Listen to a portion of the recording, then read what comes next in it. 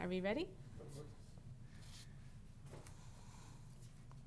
Yes?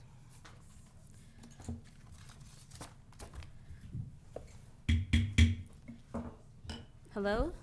Welcome to the special meeting of the City of Ojai Historic Preservation Commission. Will be called to order on Thursday, May 22nd at 6 o'clock. And it's an in-person and a virtual meeting. Will be broadcast via teleconference. Members of the public wishing to address the Historic Preservation Commission on items appearing on the agenda are requested to complete a speaker's card, if in person, and file it with the secretary. Cards are available in the lobby. Speakers should state their name and address. I thought we were going to change that. State their name for the record and limit your comments to 3 minutes or less. When we had our training, I said that ours still said name and address because the attorney said that it's no longer that, now it's just name. And I said that we needed, and I think it was off last meeting, but it came back on there again. Okay? Probably using a template, and we'll change that, thanks. All right.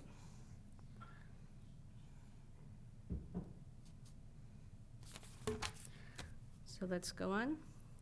Do we want to do a roll call? Chair McCann. I didn't hear that, I'm sorry. Chair McCann. Here? Commissioner Akins. Here. Commissioner Walker. Here. Commissioner Moore. Here. Commissioner Levitt. Here. And absent, we have Vice Chair Sims and Commissioner Bisasha. Correct. Okay, can we stand for the pledge? I pledge allegiance to the flag of the United States of America and to the republic for which it stands, one nation, under God, indivisible, with liberty and justice for all. Thank you. Do we have any public communication tonight? Do we have any online? No? No. Okay, a museum report? Yes, thank you. Thank you, Chair. From Wendy Barker, Executive Director of the Ojai Valley Museum. She notes very popular contemporary fiber exhibit, Hands, Head, and Heart. Fiber art of the Ojai Valley is up through June 8th. It is getting amazing reviews. A lot of fun, too. Very interesting.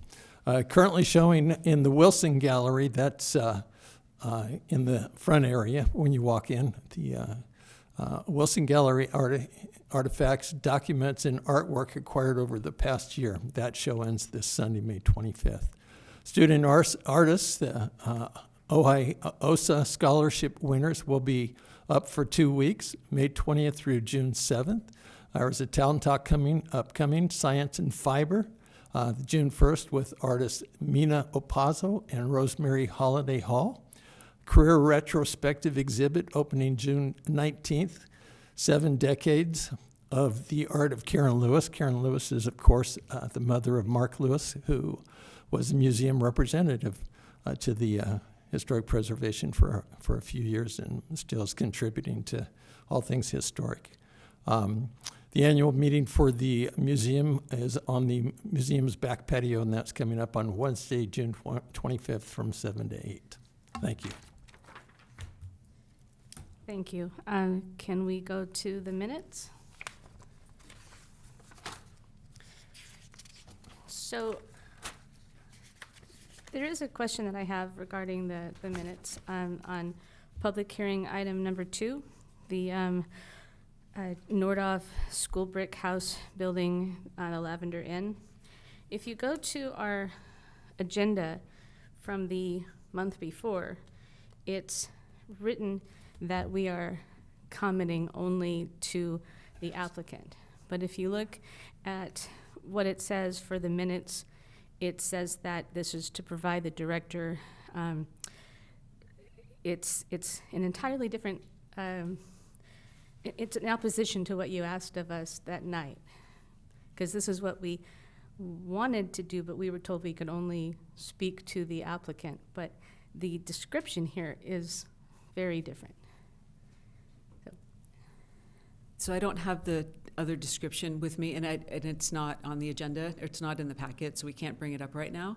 But I'll definitely look into that, and then I can also go back to the video of the meeting and see what was said. And it's not available here tonight, so it's not appropriate to bring it up. I mean, not that what you're saying is not appropriate, of course it is, but what I'd like to do is have staff go back and look at that. Okay. Should we vote to table the minutes then? Yes, please. I move to table the minutes. I second it. Okay. Roll call? McHatton, Yes. Akins, I'm abstaining, I wasn't here last meeting. Walker, Yes. Moore, Yes. Levitt. Yes. Okay. May I make a motion as well, that we ask the city manager not to make a determination about not city manager, Lucas, not to make a decision on the Lavender Inn until after we resolve this issue? Or that's, Otherwise, that it doesn't matter. So there's nothing being provided to you right now to make a motion on for that. If you'd like to call the director outside of the meeting, then you can do that. And it's definitely something that I can discuss outside of the meeting, but it's not, I don't think, or you can't make a motion on something that's not being presented to you. So and as well, that DE's not, it has not been prepared yet, the director's exemption. For that project, it's still in queue. It hasn't gone anywhere yet.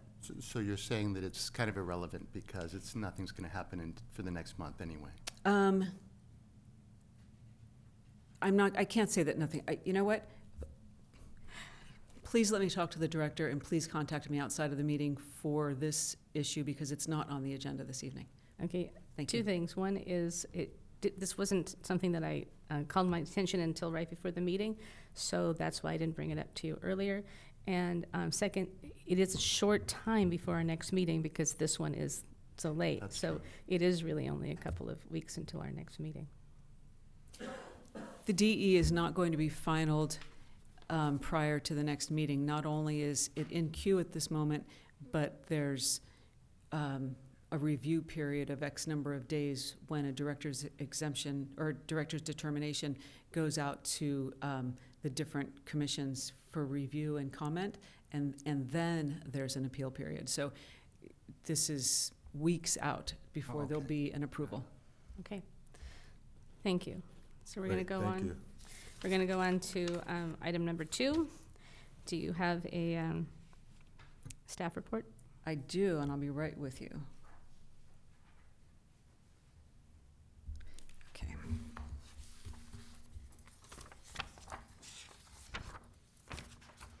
Okay, item number 2 is work permit 25004.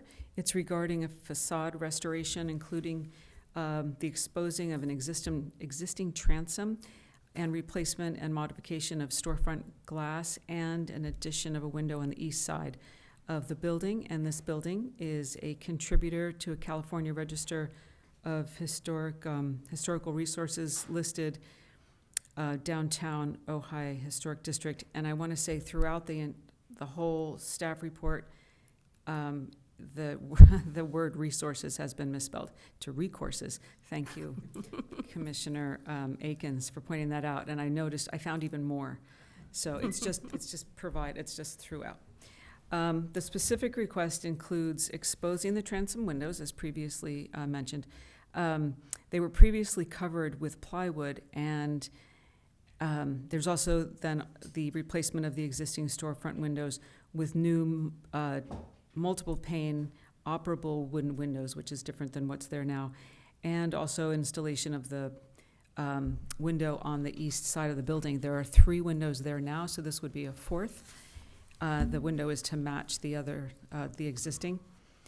The analysis that you have in your packet by Page and Turnbull indicates that the wood frame transom is original, but by the 1900s it was fully covered with plywood and painted to match the exterior stucco. It was recently discovered by the applicant. and it's been opened up, as you can see, as you've probably seen, I should say. The original storefront system likely included a wood framing, as did and does the transom windows. So therefore, the current storefront is not original. The storefront windows were replaced with, from whatever was original, to the 3-section metal frame system that you see there today. And the proposed system would be wood frame to match the transom and would have 6 panes. And there's also an additional operable window to be located in the opening, in the entry to the right of the door, of the entry door. The east side of the building, that includes the existing, the 3 non-original punch window openings. The analysis indicates that those are not original, but the 4th one, as I said, is to match the other 3, and this one is towards the front of the building, where the other 3 clearly are towards the back. There's a new light fixture that's proposed to replace the existing one. The fixture is wall-mounted and resembles a lantern. It's cast aluminum and brass with a black finish and clear CD glass. The analysis that I mentioned, it's called a proposed project analysis, was prepared by Page and Turnbull, and we received it on April 17th, 2025. And it describes the history of the structure and the previous uses in that location, and it lists the character-defining and also non-contributing features, and those are in your staff report as well as in that analysis. The building site, as I said, is a contributor to the California Register of Historical Resources, listed in the downtown Ojai Historic District. The subject property is located in the East Avenue Design Guideline area as well, and is subject to those guidelines. And the replacement wood frame storefront is consistent with the materials associated with the Spanish colonial revival style, as are the white stucco walls and proposed trim color, which is a very interesting green. It's green. I forget the color, sorry. Any proposed signage in the future will be required to have a sign permit. And we do have the applicant here to answer any questions.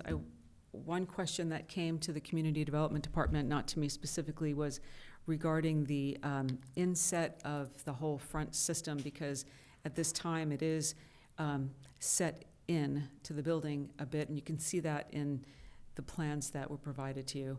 And so I spoke to the applicant about that after reviewing the plans myself, and you can see in the plans that it's still proposed to be set in.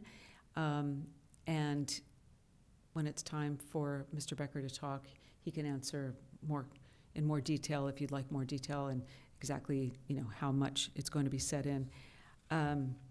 The proposed project analysis that you received is stating that the modifications that remain to the building are appropriate and do not deter from the historic nature or character of the building. And staff is recommending approval of the major work permit that's before you. And this project will be going to the Planning Commission because it's in the commercial zone. But it also requires a work permit. So with that, I can entertain any questions, and then we can have the applicant come up if you'd like. Okay, I have 2 comments.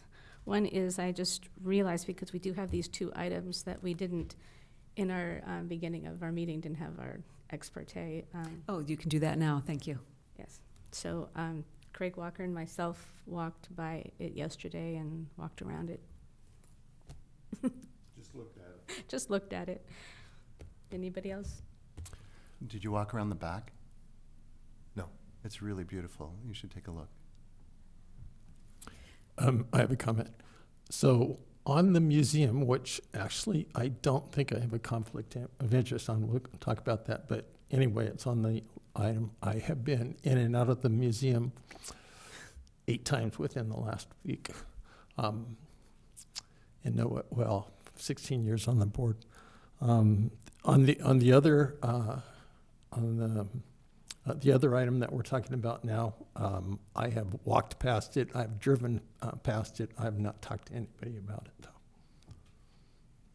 Okay. Anyone else?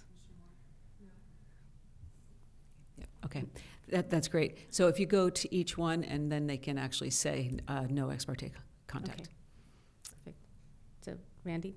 No. No, okay. I think that's all of us. Do anything with, Yeah, I did just drive by it, okay. sorry. Well, and you went, and you know what the back looks like. Yeah, I know Maybe what you the did. back looks Okay. like. So I do want to add one more thing, and, are you finished? I'm sorry. Okay, and that is that clearly the downtown historic, or the plan provided by the state designating this a local downtown historic district, their description of the building did not mention the transom windows or even the windows on the side. In fact, the photo, I think that's provided someplace, has no windows on the side. So it was taken before, or it was provided, or obviously taken before the windows were even there. And clearly the transom windows were a great find. Yeah, and I think that's something that we need to acknowledge as the commission, is that Page and Trumbull, they put together a beautiful report, but it did not include a lot of the details that Mr. Walker came up with. And then the state put together a state historic district, but also doesn't have a lot of the details. So coming back to the commission for a lot of the expertise and details is always a good idea. So just And here, Right. and here you are. Yeah, So, and- okay, and if so- you have any questions of me, or no. open it up. So I would like Craig to talk a little bit of history on the property. Should we open up to public comment first? I'm sorry, my mind is frozen at the moment. Does public comment come before, staff makes their gives their presentation, and you have the opportunity to ask me questions? Then I think the applicant has an opportunity to speak and have questions, and then it's time for the commissioners to do what they do. Okay. So I think at this time, it's appropriate for Mr. Becker to come up and state his name and fill in any of the gaps, unless the commission has any questions of staff. No. Okay. Good afternoon. Nice to see you, Chair and Commissioners, again. So one of our clients acquired this building from the Board of Realtors. We initially permitted some interior improvements, new handicap bath and some upgrades there. The building had a T-bar ceiling that had been installed on the inside, so we removed that and all of a sudden found the backside of the transom, and then in looking at the building closer realized they had just put plywood over the transoms and painted it the same color as the arcade, basically. So it kind of was hidden, and it had some vines covering it as well. So it was sort of a surprise that it was still there. So our goal is to try to make it look bring it back to its original look. And in addition to that, kind of bring some light into it, and that was sort of the impetus for adding the window to the east side of the building towards the front, but also trying to match that look. I've seen a lot of different early photos that showed the building with the transom open and then covered at some point. I'm not exactly sure when that occurred, but at some point they were covered. And I'm not exactly sure when the windows were installed on the east side, but we want to bring some light into it and try to beautify it. So that's our motivation for the frontage. We did open up the transoms. Frankly, I'm guilty of that. I exposed it right away because I thought it was ridiculous that they were covered over. And we've repaired a couple of the transoms already that were damaged. The glass was kind of shattered, so we tried to replicate what was there before, and that's there now. We've had them primed, so we're waiting to go through the process, obviously, before we paint them.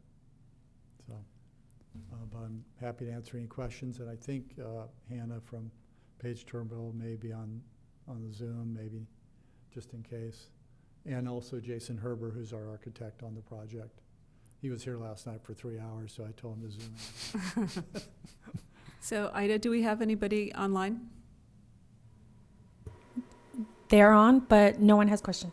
Okay, thank you. Chair, can I ask a question? Well, Please. actually, this is a question both to Mara and to Mr. Becker. So you mentioned the lighting and you mentioned the sign that's out front. There is not a sign that's proposed right now. If I and thought I when saw one in the package. it's, Could be wrong. I was hurrying. well, I don't think it needs to be a problem. We can, but it's not, yeah, it's yeah, the it's sign- not up for approval right now. Yeah, I only have a question. The So, lighting, however, is. okay, so the lighting and the sign, however it's done, or if, I imagine there will be one, is it not subject to what the neighbors are the arcade guidelines because it's not in the arcade? It is not in the arcade, so it's not subject to those guidelines. It's subject to the East End guidelines, Mhm. and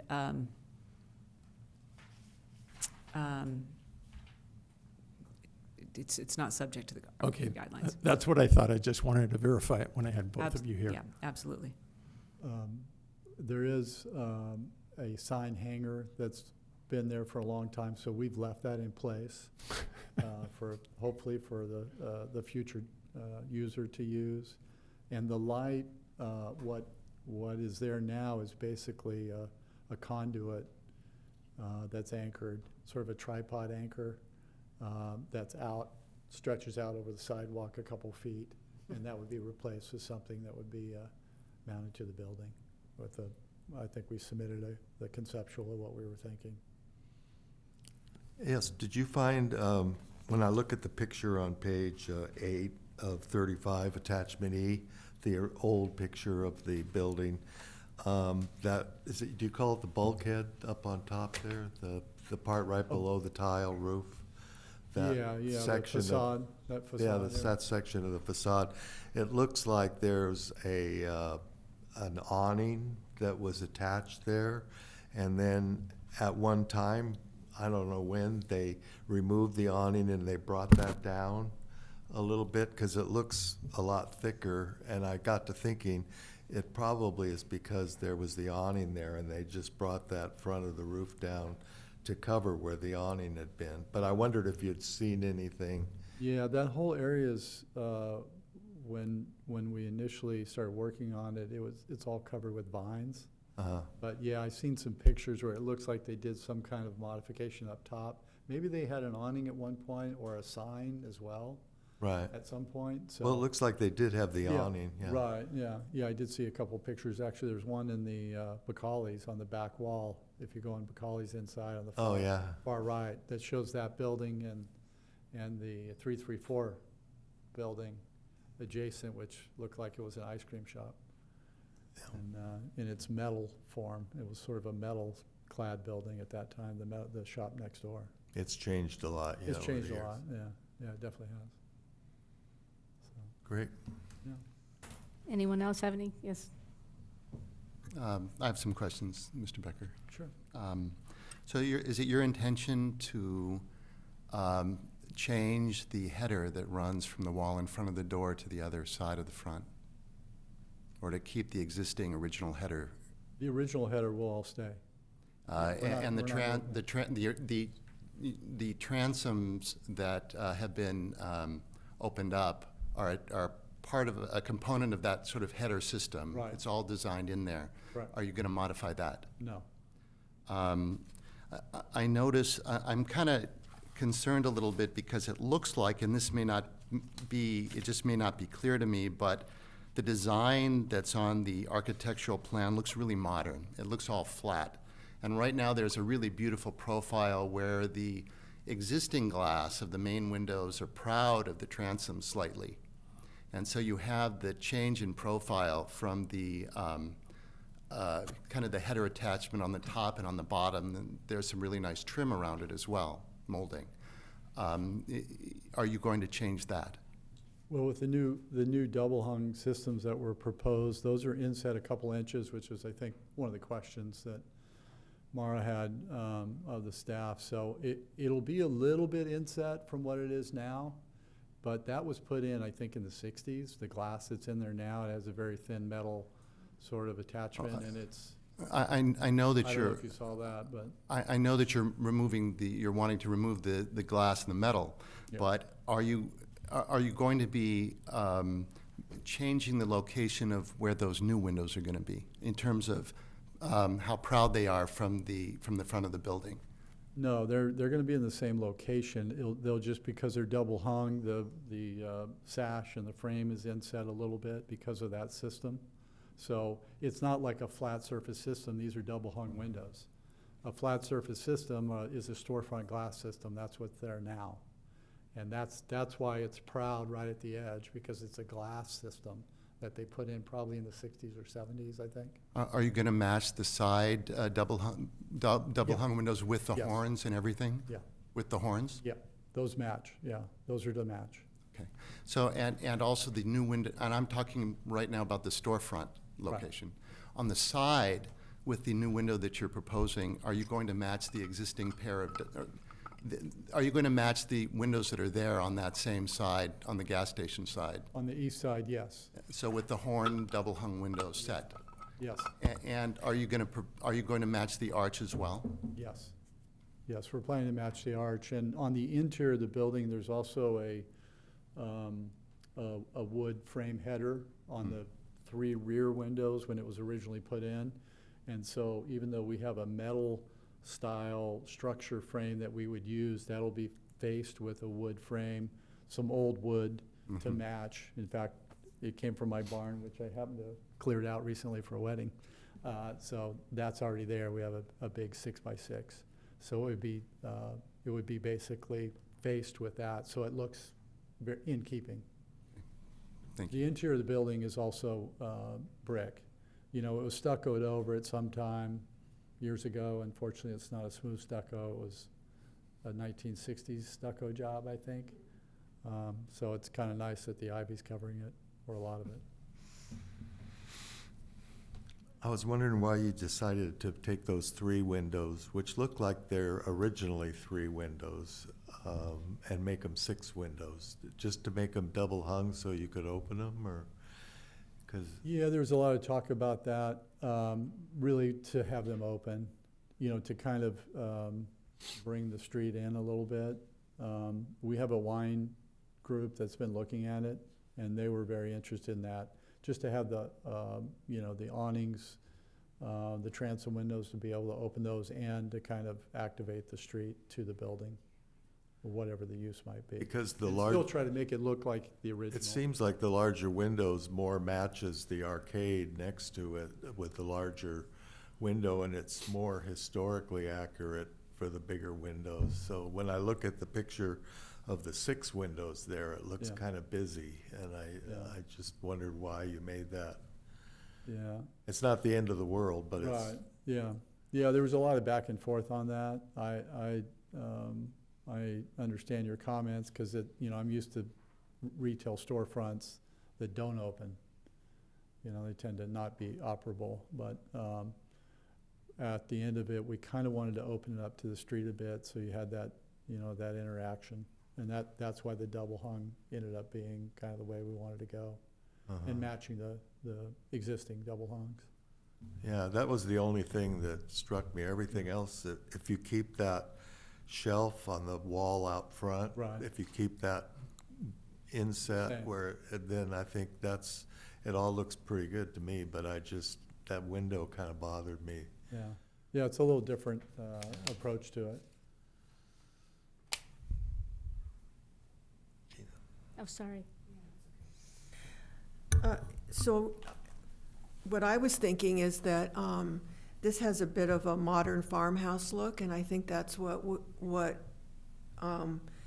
and it's great looking, but I'm just thinking that, and maybe it's just because of the coloring that's used here, and that's not gonna be the way it's painted, but just that thickness, and when you wrap it around, which, you know, I know you're trying to bring it back to more original, would have been thinner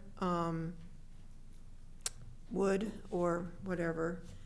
Everything else, I mean, like the lantern that's here and the signage ideas are not modern, but the windows do look modern. That's just my take. I mean, you know, I know this isn't a design review and all that, but Sure. that's just what I had thought. Thank you. Anyone else? Thank you. Thank you. Thanks. Shall we open it up to our commission now? Or Just make sure there's no one from the public, Ida? No. Thank you.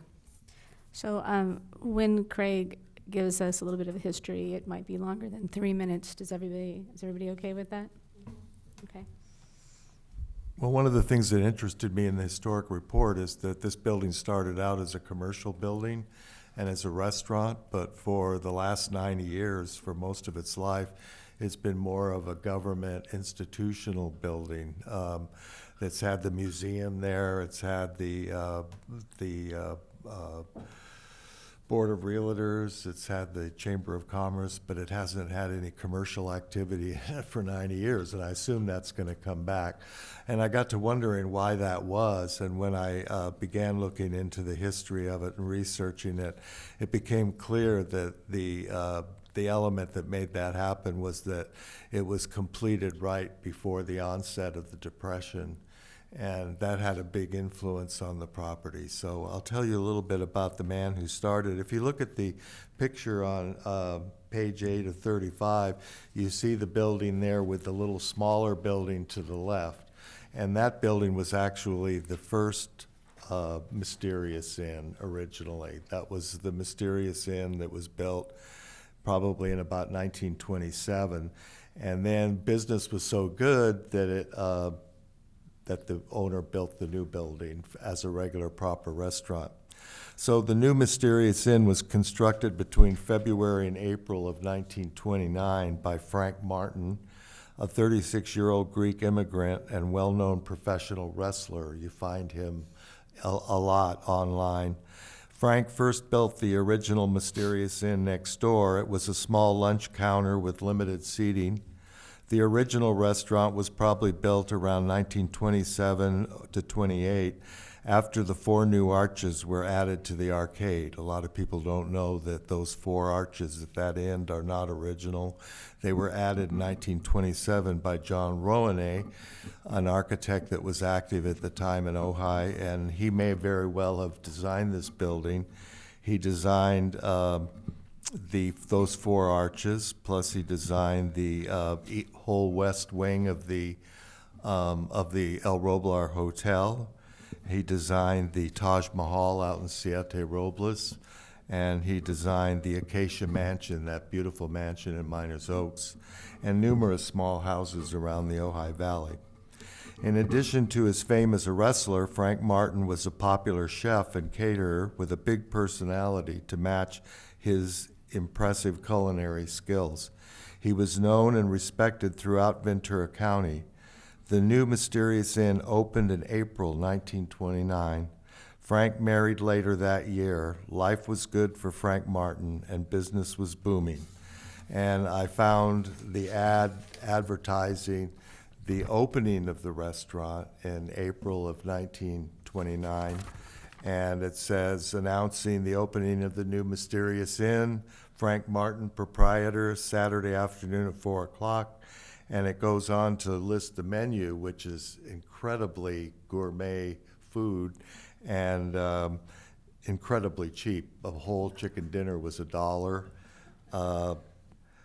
Prime rib of beef with brown potatoes was 55 cents. So we can only dream about those prices. But a year after it opened, the new Mysterious Inn closed due to the onset of the Great Depression. Frank and his wife lost everything and moved to Santa Barbara. Over the next 23 years, Frank worked as a chef at various restaurants and clubs around Ventura County. He was always referred to as a famed gourmet chef. Restaurants that hired him usually advertised him as their famed chef. Frank died in 1953 at the age of 60. At that time, he was still working as a chef in Port Hueneme, where he lived. He was buried in Santa Paula. Now, the place stood vacant for a while, but in 1935, at the height of the Depression, the Mysterious Inn became Ojai City Hall, which moved there from its former arcade location where the Ivy is now. That was the first location of City Hall, and then it moved down to the Mysterious Inn. It was the City Hall for about 30 years, and when the city moved here, or no, they moved to Ventura Street first and were there for several years.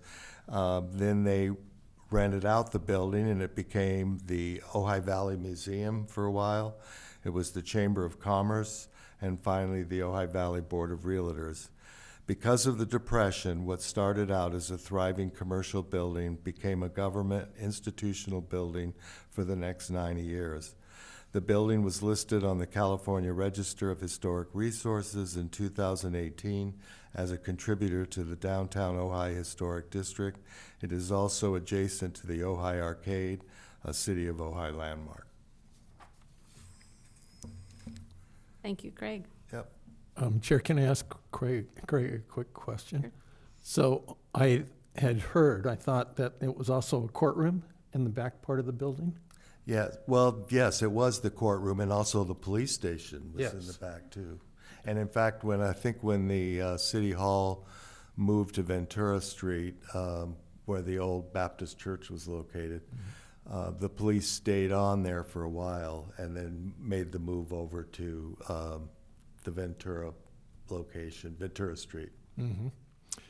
I think of it fondly every Ojai Day when we open up the jail and we explain to the people that they locked them up, but however, there was this wire that went from the jail all the way over to where Right, you're there was talking about it. a wire that went all the way to the City Hall where the police were and they could listen in on the inmates. So, thank you. Thank you for that information. That's great. Anyway, for myself, the only issue I have is with the windows. I mean, it's not the end of the world for me. I wouldn't deny my vote because of that, but I would prefer to see it have the storefront windows because I feel that's more historic and more fits in with the arcade, which is right next to it. Does anybody else have any comments before we look for a motion? Does anybody have a motion? I'd like to move that we go ahead and allow this to take place, that they proceed. A second? I'll second it. Roll call? McCutcheon, Yes. Akins, Yes. Walker, Yes? Moore, Yes. Levitt. Yes. Okay, Thank you, you. Mr. Becker. Great. Thank you. thank you.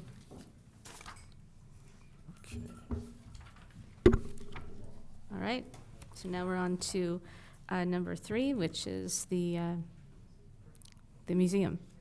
Do you have a staff report? This item is a minor work permit, WP 25002, regarding a roof maintenance and repair project at the Ojai Valley Museum located at 130 West Ojai Avenue. The roof repair includes the removal of existing two-piece mission roof tiles and to be saved for reinstallation, inspection of the wood deck under those tiles, replacement of the underlayment, installation of new flashing, and reinstall those existing roof tiles. So pursuant to 4815 of the municipal code, a minor work permit is required to be reviewed and considered by the community development director or the HPC upon referral from the director, or of course on appeal of a director's determination. And this, for this project, the director is referring the request for the repair to the HPC for their review and consideration. The criteria for granting the permit is included in your draft resolution that you have as part of this packet. So instead of going through that, The project is as simple, or the scope of work anyway, is as simple as what I have just described. The structure is a City of Ohio Historic Landmark, number 7, St. Thomas Aquinas Catholic Church. And staff is recommending approval of this repair and maintenance project, or repair project. And we do have a member of Public Works here if you have any questions that I can't answer from Community Development. Thank you. Do we have any questions for Public Works or for Maura? Okay, I do. okay. Do you want to come up to the? If you don't have any questions for staff, then we'll close that section and have the applicant come up. If you have questions for staff, I saw Commissioner Akins raise his hand before, then let's do that first, please. Okay, so, oops. There we go. So question for staff again, involvement, as I said in the intro, I'm heavily involved with the Ojai Valley Museum. I've been on the board for 16 years and helped recruit 2 of the executive directors. And when I came on this, we ran all of that through the legal counsel at that time to make sure that there was no conflict of interest in doing this. And I reminded them that I pay more to the museum than I ever get back. I don't think I've purposely chosen not to be reimbursed for anything that I've donated to them. So I just want to make that clear, that I'm there, and to understand that I don't believe there's any kind of conflict on that. Yes, The applicant is the city, right? Not the museum, the applicant. Yeah, the work is being done by the museum, or by the city. by the city. The So the you're not applicant is the involved city. with the work because it's being done by the city, right? That's an excellent point. I'm just making And sure it's everything. right, and everything's it's not covered. you don't have an investment in the property. So yes, there's no conflict of interest, but I appreciate you, staff appreciates you, just Yeah. bringing that out in the open. Thank you. I have a question. Yes. How old is the roof? Because the current roof looks really actually contemporary in terms of. I'm like gonna- those tiles look kind of manufactured, I'd like- machine-made, rather than. I'd like to have Public Works answer that question when it's their time to come up. Does anybody else have questions I for do staff? have a question for staff. On the resolution, under number 2, whereas, on the second page, on the back side there, number 2 indented, it says the exterior door relocation and replacement will not adversely affect. Oh, my goodness. Thank you. Thank you, Commissioner Walker. That is a mistake. I wondered if you had accidentally. Yeah, Yes, thank you. So you're talking about the first whereas, number 2? Paragraph number 2, where it says the exterior door relocation or replacement will not adversely affect. Thank you. Yeah. That will be eliminated, thank you. Okay. We're just going to stick with number 1. The proposed roof repair and maintenance will not detrimentally alter, destroy, or adversely affect any architectural feature, character defining element, either physically or visual, or any other feature which led to the historic resource to be designated as a landmark. And the first part of 2 is okay. It won't, you're not going to add anything or, so Right, the it just proposed- picks up where it says the exterior door. That's not a, Thank you. Thank you. but I Okay. do have a question for the applicant. Okay, so if there aren't any more questions for me, okay. Public Works? so Joseph, when you come up to the podium, if you could just state your name and where you're from, work-wise, and then they can ask you questions. Good evening. My name is Joseph Padilla. I work for the City of Ojai Public Works Department as a Public Works Inspector and a Project Manager. Good evening, Chair, and good evening, Commission members. Yeah, I've got a question about the, it says you're going to take all the tiles off and check all the underlayment and fix it all up under there, and then put the same ones back. And I know the tiles they're fireproof because they've already been fired. But I went online because we've been talking about fire hardening, and I looked on fire hardening for historic tiles, on red tiles on buildings, and they were talking about a number of things like filling the holes so that the embers can't get in the tiles, and that the tiles get sealed so the embers can't get underneath.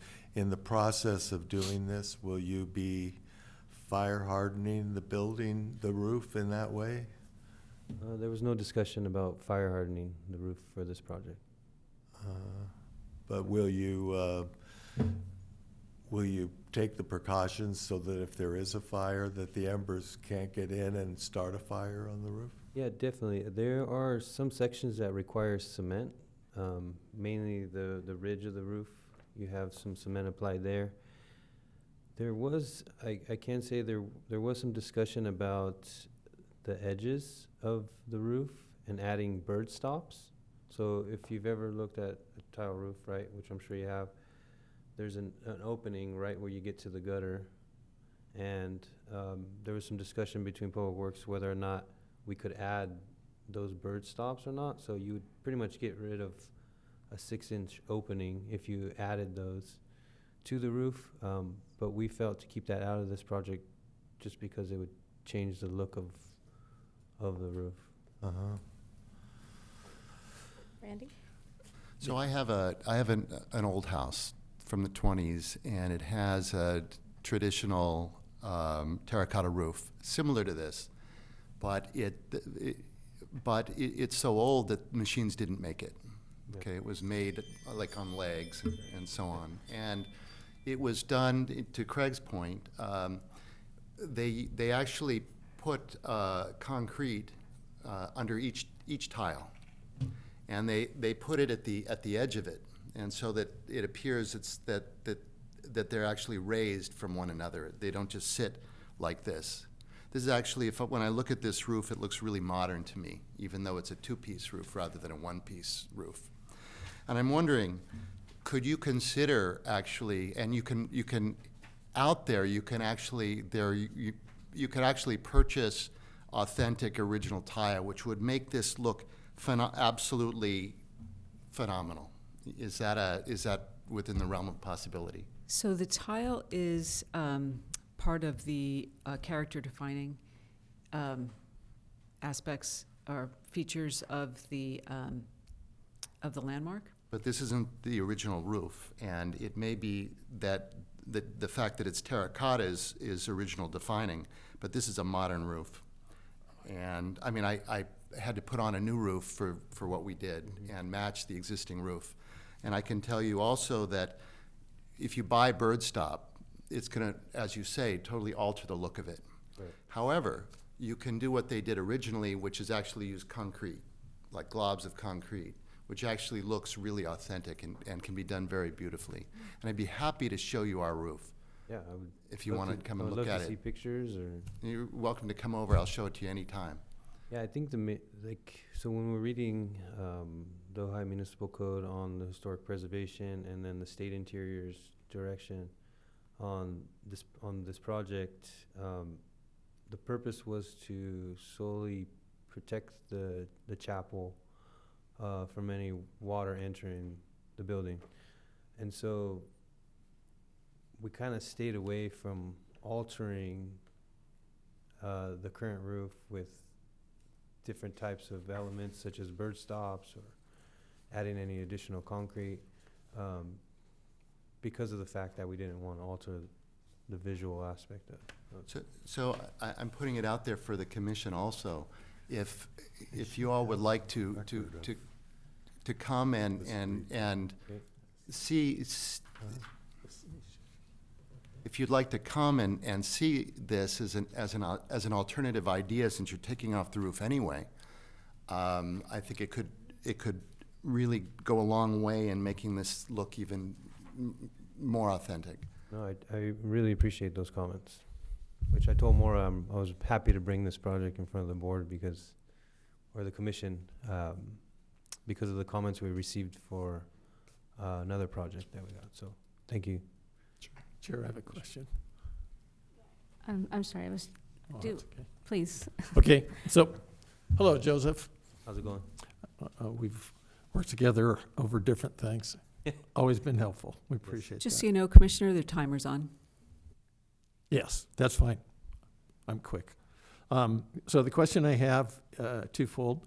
Observation is the saddest thing I've seen in that area is when they redid the Pac Bell building that also had tiles on it. And there was a big bin down at the bottom, and they took it right off that second floor and threw it into the bin, to which I was watching in horror. And again, we saved some of those tiles. I've also heard some of the tiles are stored at the yard for the tiles. We can look, we can ask on the roof. That roof has been with the museum for, I don't know, 50 years or so. It was in somewhat disrepair when it was acquired by the city, and it was owned by the Catholic Church prior to that. So I don't see replacing that roof, even the finding suggestions, but I definitely think it's something that we should look at before any changes are anticipated. I have a question. Do either of you, or do you know how old this roof is? Unfortunately, I do not. Do But we did, when we were looking at it, it does look newer. It doesn't look original, so it was replaced at some point. And just to give some background, I started here in 2022, I believe, 2020. And this project has been on our CIP, in our CIP plan since I've been here, so. Well, I've been on the board for 16 years. It hasn't been replaced. And it doesn't say in the historic report that they've been replaced. It talks about different things that have been done to it over the years, but it doesn't mention the tiles being replaced. So it must have been made a historic district with the current tiles, Oh, yeah. Yeah, it's a national landmark. with the current tiles. Oh, yeah. I it's think in we the- have it's the on the National paperwork on that. Register. Yeah. I'm just saying if we go back to something else, it's actually not how it was landmarked. It was landmarked with these tiles on it. Mhm. Correct, okay. All Yeah. right. That's a question. Anyway, so, yeah, no, I appreciate what Commissioner Levitt has brought up, and, Yeah. I think we should find out how long that roof's been on there. Yeah, we can definitely do that. But I was just addressing making it fire hardened, so if we do have a fire, that it has less chance of catching fire. Oh, okay, so are you replacing the entire roof because this is minor work permit and it's maintenance and repair? So I'm thinking, I know you've got measurements for the whole roof, but it's just a section, right? No, we are removing the entire section of the roof, including the diorama roof. So there's Okay, so that's really a major deal, replacing everything. But they're gonna put the tiles back. Oh, okay. we're putting Yeah. back the, They're gonna save the tiles and put Tiles. them back. So I it's get it. it's maintenance They're and just repair. gonna change the underlayment, right? correct, and we're gonna check the decking underneath, so to make sure Yeah. that we're safe. Another question. Are you putting tar paper, or are you putting, what are you putting as an underlayment? It's I think, I don't know if the quote's involved, but I think it's a 6 mil underlayment. You could get more fire protection if you put an asphalt roof underneath it. Then you get, the extra fire protection from that. That's what we did. Okay, great. I believe there Rather than there just is a paper bit of that- fire rating in the underlayment, and I can double check that, but yeah, that's a great suggestion. Is it a Class A roof, do you know, for the fire protection? I don't know the answer to that Yeah. question. So here it says in 1965, as a result of the 1954 architects reporting documenting the unsafe condition of the chapel in terms of earthquake safety, 4 narrow buttresses were added next to the walls. Additional tie rods enclosed by beams were added to the interior ceiling. The roof structure was either replaced or reworked at this time as well. Right, but not necessarily the tiles. Yeah, but that's all I can find in this. that- Well, anyway, maybe you could just explore if there's whatever you can do to make it more fire hardened. That would be great, because we'd hate to lose it. No, I know that's a big topic here in the city, so we can definitely do that. Yeah. I think we have some room in the budget to also maybe accommodate some of those changes. So one more question when's it going to take place? I know Wendy has talked to you. I know July 12th is a key date for the museum. I know I brought it up with Maura. So we've already reached out to contractors for bids. Unfortunately, we've kind of, what we wanted to do was present the contract of the award to the commission with an approved permit by either the community development director or the historical preservation commission. The way that it's laying out now, we won't have a chance to go to the city council until June 12th or later. So I think we are now planning, if we get acceptance today of our permit, we plan to go the second week in June to council to approve the contract to move forward with the project. And then once we get the approval, it is then a conversation with our contractor to determine when they're available. So as of right now, we do not have a date. But the funding for this project, we are currently asking for approval from council to move the funding for this project to next fiscal year, CIP. Okay. So there's quite a bit to do before we can actually start work. And I'm sure that Councilwoman Meng can attest that one of their main focuses is fire hardening. So I think you might have some support there.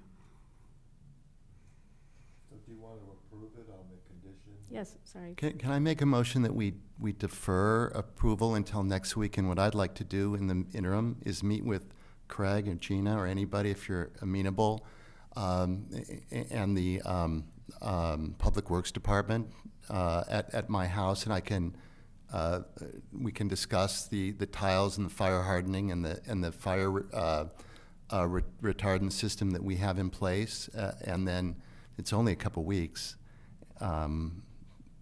Anyway, I propose that we defer decision and we can set that up right away. I just want to remind the commission that if the project is changed in design, we're going to require the Public Works Department to hire a consultant and get a historic resources report that will then come before you, and before, first design plans would have to be made, and then they would get a historian, and a historic resources report would be prepared, and that would come back here.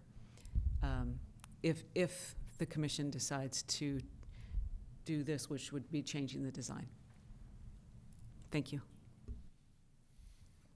I don't think it's, anyway, I propose that we defer for a couple weeks till the next meeting, and we go over this because I think it could do well to fire harden the building and also provide a benefit actually by making it look actually more historic by bringing back an original roof, possibly. And I don't need to argue with you, Maura. Well, no, I'm not arguing with you at all. The commission has to have all the information, Commissioner, okay? And they need to know that if we change the design, and the other thing that came to my mind, but I wasn't going to say it because you all are already aware of it, but now that I'm talking, you have, when this was designated a city landmark, it was as it is now. Now, the commission can do whatever. I need to let the commissioners know what the process is.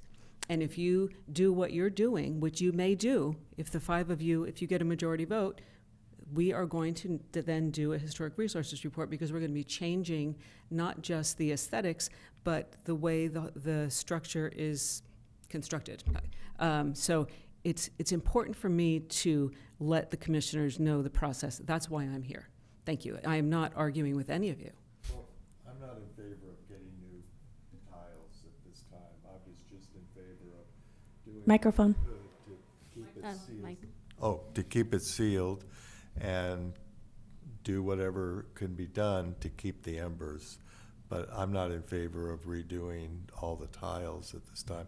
I think it just points to the fact that the city needs to, as part of its fire hardening policies, think about the historic buildings that we have and make sure that they're included in the process.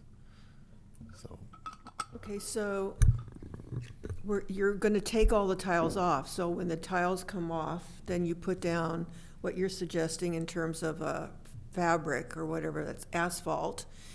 And then when putting the tiles back, so it's not buying new tiles, it's keeping the original, these same tiles, and putting the cement underneath them. Is that what you're thinking? I'm saying two things. We can look, and I can show what we did. I think that what the city's wanting to do, it sounds like, is to put some modified tar paper underneath the roof. What I'm proposing is putting asphalt, this kind of peel and stick asphalt shingles underneath that'll provide more fire protection. So that's one issue. Now, the city may say, well, that's a new construction method. No, I was referring to putting the concrete or whatever in the tiles. I wasn't talking about the different type of material that goes underneath the tiles. I don't think that could be visually seen. So all I'm suggesting is that we defer for 2 weeks. We come and we look and see, and then decide. And if you don't want to do it, if it's too expensive, whatever, fine. But at least you have the information. That's all. Can I say something? Is that okay? All right. So I know there are fire ratings already for roofing material, and the thickness of the roofing material we are placing on there, though I don't know the exact rating of that material, it is fire rated.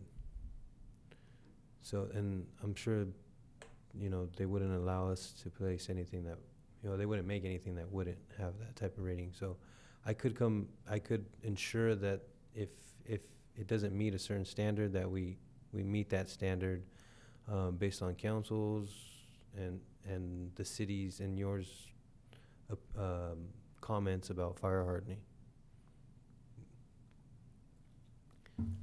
Okay. I also don't see taking and replacing the tiles because, like Maura said, the way it is currently is how it was landmarked. But I don't know, do we have a second to waiting? I don't want to have this kicked down the way either. There hasn't been a motion anyway. I mean, there has to be a motion first. Or unless Commissioner Levitt made an actual motion. I wasn't sure if that was a motion. It was a motion. So if it was a motion, then you need to stop everything and see if there's a second, and if there's not, then you move on to a discussion. And if the public part of the hearing is over, then, and you're discussing among yourselves, then our applicant can go sit down. Okay, thank you. Thank you, Joseph. Thank you, Commissioner. Is there a second? I'll second it. Okay, roll call. Can we do discussion, a bit Well, I of think- discussion first? Well, I guess you can. Wouldn't there typically be a roll call right now, since there's been a motion and a second? Oh. Ida? Yes. McCatton, No. Akins, No. Walker, no. Moore, Yes, Levitt. Yes. So now there can be discussion and/or another motion. Okay, well, my discussion is that it is a national landmark. It's the only national landmark in the city of Ojai. I'm going to go and find, I know the paperwork's available, but again, this was a Catholic church. It was a functioning Catholic church, and then they moved over to Miners Oaks. It stood vacant for a while. What took place, and the city actually came in and bought the museum. There's a big fundraising campaign with the thermostat outside. What work was actually, I've seen the pictures of what it looked like when it came that way, but they were all pictures of pretty much the foundation, around the foundation and shoring up the foundation. I voted no because I want to get the answer, but I'm looking at something that is a national landmark, was landmarked with the tiles that are on there now. And so I'm happy to stick with it. Do you have a motion? Am I going to make a counter motion or I'm just doing discussion here? I would You move can, anyone to, can make a motion now. Okay, so that motion is filled and now we're making a new motion. Is that what we're doing? Correct. That's correct. Okay, so in that case, I would like to make a motion that we continue with it as planned, that we take into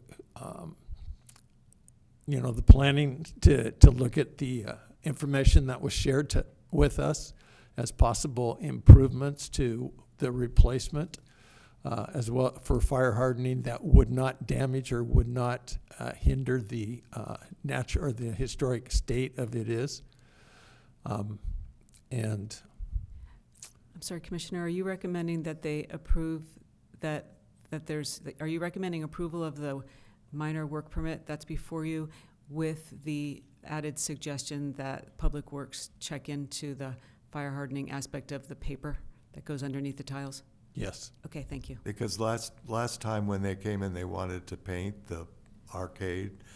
We made the suggestion that they take the vine off and they paint it, and I was told that was out of order.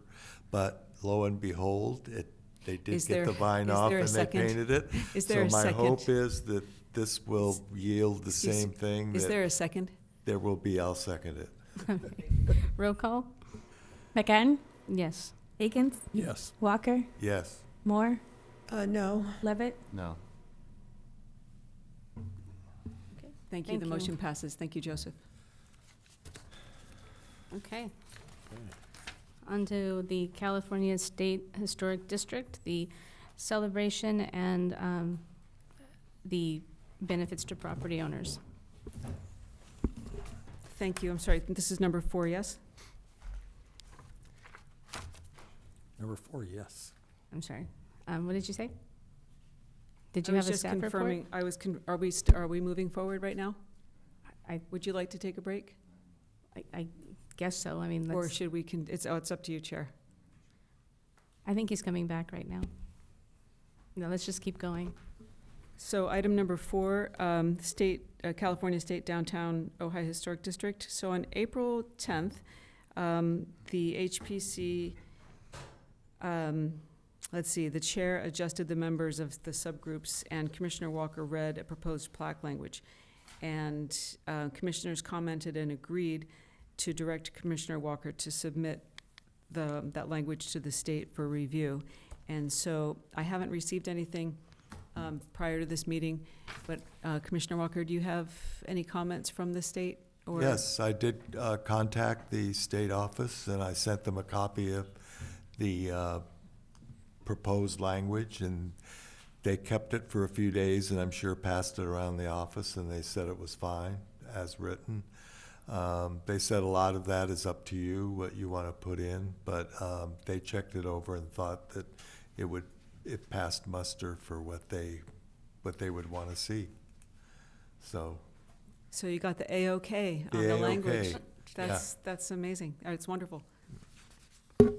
Okay, so if we're going to talk about this as a celebration and trying to get, sorry. No, I'm sorry. I just thought about something. I checked with Public Works. Do you mind if I About jump in? about the stones? Yeah, they Okay. don't have any more stones from the parking lot from that repair that happened. So Okay. there are no stones, and once there's a discussion about where actually to put this plaque, then we can figure out who and what and where is going to talk to Public Works about installation of it. Okay, so Commissioner Walker and I walked around the arcade yesterday. We had done this a few weeks prior, thinking that we wanted the plaque on the pergola side, and there's a lot of noise there. There's a lot of plaques there. We found one spot. If you think of, here's the the post office, and then there's the walkway, and then it's the beginning of the arcade, or the pergola. There's like a little area right there that is in the dirt that could have something built up in there. And that was kind of where our head was at as we walked back and forth, but it is a lot of noise in there, and a lot of plaques. And then we spoke with the San Buenaventura, not research group, but the Conservancy. Yeah, Yeah, and they suggested that it would be better to have something at eye level and maybe not on the ground. They said that, well, only thing that you really see on the ground is if you're walking your dog. And he's a architectural photographer that teaches at USC, so he sees things from a photographer's standpoint, but he thought that we should look into maybe putting it on the arcade. So that's why Craig and I thought we'd meet again. Yesterday we walked around and we came up with we like the two ends, and that's what we wanted to talk to you about. If you all thought that we should focus on building something like on a rock or some sort of stones that we're building it up and having it on the side of the pergola, or putting it directly on the arcade. We talked about, well, it's basically would be, I have it on my phone, but it's if the second choice would be at the east end as you're walking into the arcade on the right-hand side, kind of on the side of Bonnie Lou's right there, where it's Little Gym now. It changed. It was Changing Tres its name. Hermanas, but it's like right. So here's Tres Hermanas here. Here's the walkway, and then here is the wall. So you can look at the wall, and from there you can see all the arches, and you can see everything.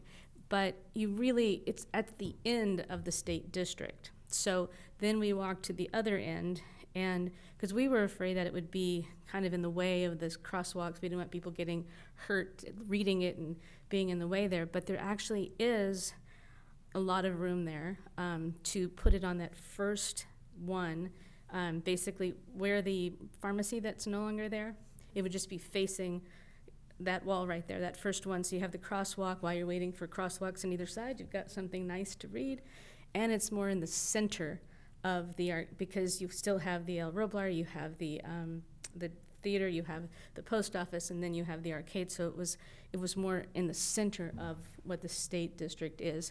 So we kind of wanted to get everyone's feedback about that and the logistics of Public Works installing something on the arcade. So like that. it's on the arcade arch, or Yeah. on the side. There's, half of the arches have benches there, so those aren't good because you'd have to look over someone sitting on the bench to read it. And a lot of the arches have a lip that goes around that's at an inconvenient spot, so it would have to be either too high or too low. But this one is perfect because it's completely flat going down, so you could mount it right there. And then people waiting to cross the street to go to the post office could see it there. And people coming in from the El Roblar to the arcade, if they look to their right, they would see it there. And it has a little more light than some of the other locations. And as well as if we wanted as a commission to eventually build something up, that could happen in the future, like if we wanted to move it at some point. But the logistics is if we really want to get this done by Ojai Day, that just how we talked about how long it was from when it was on his docket for the museum, to get them to suddenly just be available to build something and get it done and get it ready for October is probably extremely unrealistic anyway. We'd have much better luck to install it on the arcade with Public Works doing that with an already built plaque that we can give them to do it instead of trying to create something and get on Public Works schedule to do that and budget and all of that. So that's another reason why we thought of doing the arcade installation. Yes, Randy? I think that sounds like a great idea. I think you should go for it. And I make a motion that we vote for that right now. Anyone else? Second? Okay, let's do a roll call on, can we do a roll call on that? Because it's part of this discussion. It's the location, the submittal of the plaque to the state, and that would be the next thing. So I think that the steps that happen after this would be staff would take the language and send it to the people that make the plaques. We'd get a cost, Okay. right? And then probably, I'm thinking that we would bring that back here. And then also, staff would talk to Public Works about this location, and I should meet either or both of you out there. So, of course, I know exactly what we're talking about. And then we can also see the size. I think the last time we put up a plaque, Brian and I went out and put up blue tape. We get the size of what this plaque is going to be with the amount of words. So there will be steps following this, but to move forward with these steps, I think that a motion is appropriate. Yeah. Yeah, can we do a roll call vote? McHatton, Yes. Akins, Yes. Walker, Yes. Moore, Yes. Levitt. Yes. All right. So then there's the celebration part. And what we were coming up with is the plaque would be covered, and there would be some sort of, with the city council and anyone from the city staff and the commission would be there, and we'd be some sort of a ribbon cutting of acknowledging that this is happening. So that would be the first thing that would happen. Second thing is we'd have the jail going, because we always have that open. Third is we'd have a booth. The San Buenaventura Conservancy has offered to work with us to blow up pictures, Sanborn maps, have like a flyer to hand out to if we wanted to have them help us with the booth. We could either do it in the where Ojai Day is, or we could do it maybe in the museum courtyard, depending on who wants to do what. And then we were also talking about that not a lot of people have privy to what we have in so many historic pictures that we know and we've seen, and that maybe if we had someplace either in the museum or maybe we can talk to the theater about running like a 15-minute slideshow a couple of times during the day, maybe talking to the guy that dresses up like Libby, have him introduce it or something. This is a lot of work.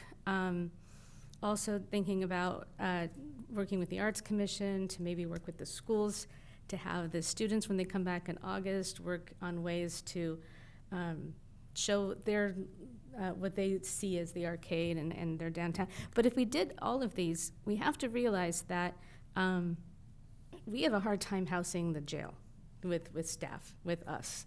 So this is a reach out beyond us. This is trying, the Conservancy said they had tons of people on their list as well that could hopefully volunteer. We would have to reach into our community and other commissions to see if we can get help to do something of this scale, to where we have different things going on around Ojai Day to celebrate this state district. So I think that is the next thing, is trying to figure out the logistics of doing something. We can always scale back, and we can cut it to just the ribbon cutting and the jail if it all falls apart. But ideally, it would be nice if we were showing just this town pride, and getting, anytime we can have civic pride and celebrate this would be a good thing. So I don't know. We can ask the museum for help too, maybe people there. I know that you talked to Mark Lewis to help too as well. Yeah.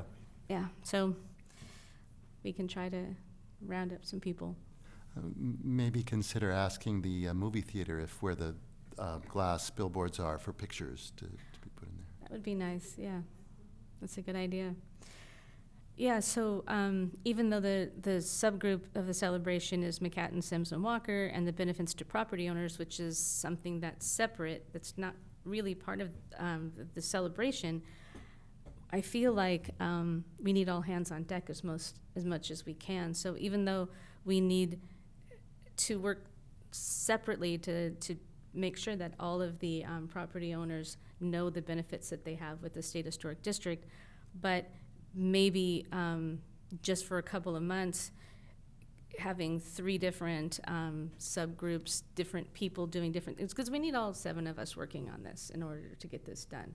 So I don't know how we want to try to do that, but it's going to come really fast. If you think about it, we've got our June meeting, July, August, September. We have 4 meetings before Ojai Day. That means we have to get a plaque. We have to, and try to make this all happen, so. Anybody have? Did you get any information about how long the plaque takes to make and get delivered? No. Okay, I think that's We usually take care of that in-house, and it comes out of the HPC budget, and so yeah, that's I why wasn't we worried. get the. Yeah, I that's was why- just thinking about the time frame, because Yeah, we can find out the timeframe. Yeah. Soon, but we have to, like, tomorrow I can get the language, and, staff can get it to the yeah, plaque place. you might be shocked to find out 6 months or something. Right, so we need to move on it quickly.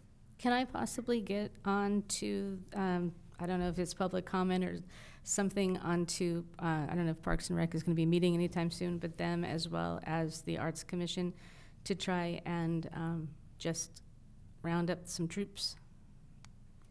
I don't know what you mean by get on. I don't know if there's I an get onto agenda their to schedule. get. I don't know if I would just go and speak in public comment at their meeting, or if I can be some sort of a discussion item where maybe a few of us can come and say what we want to do and just try to see if we can get some help from other commissions. We can find out if and when they're having meetings, and as commissioners, you can, as long as there's not a quorum, you can just go to the meeting and talk to them. You could also, you can also contact, as a commissioner, you can contact one of the other commissioners and talk to their, chair about them. I don't even know if who's meeting these days. Okay, but we know the Arts is still meeting. Yep, they just met. Yeah.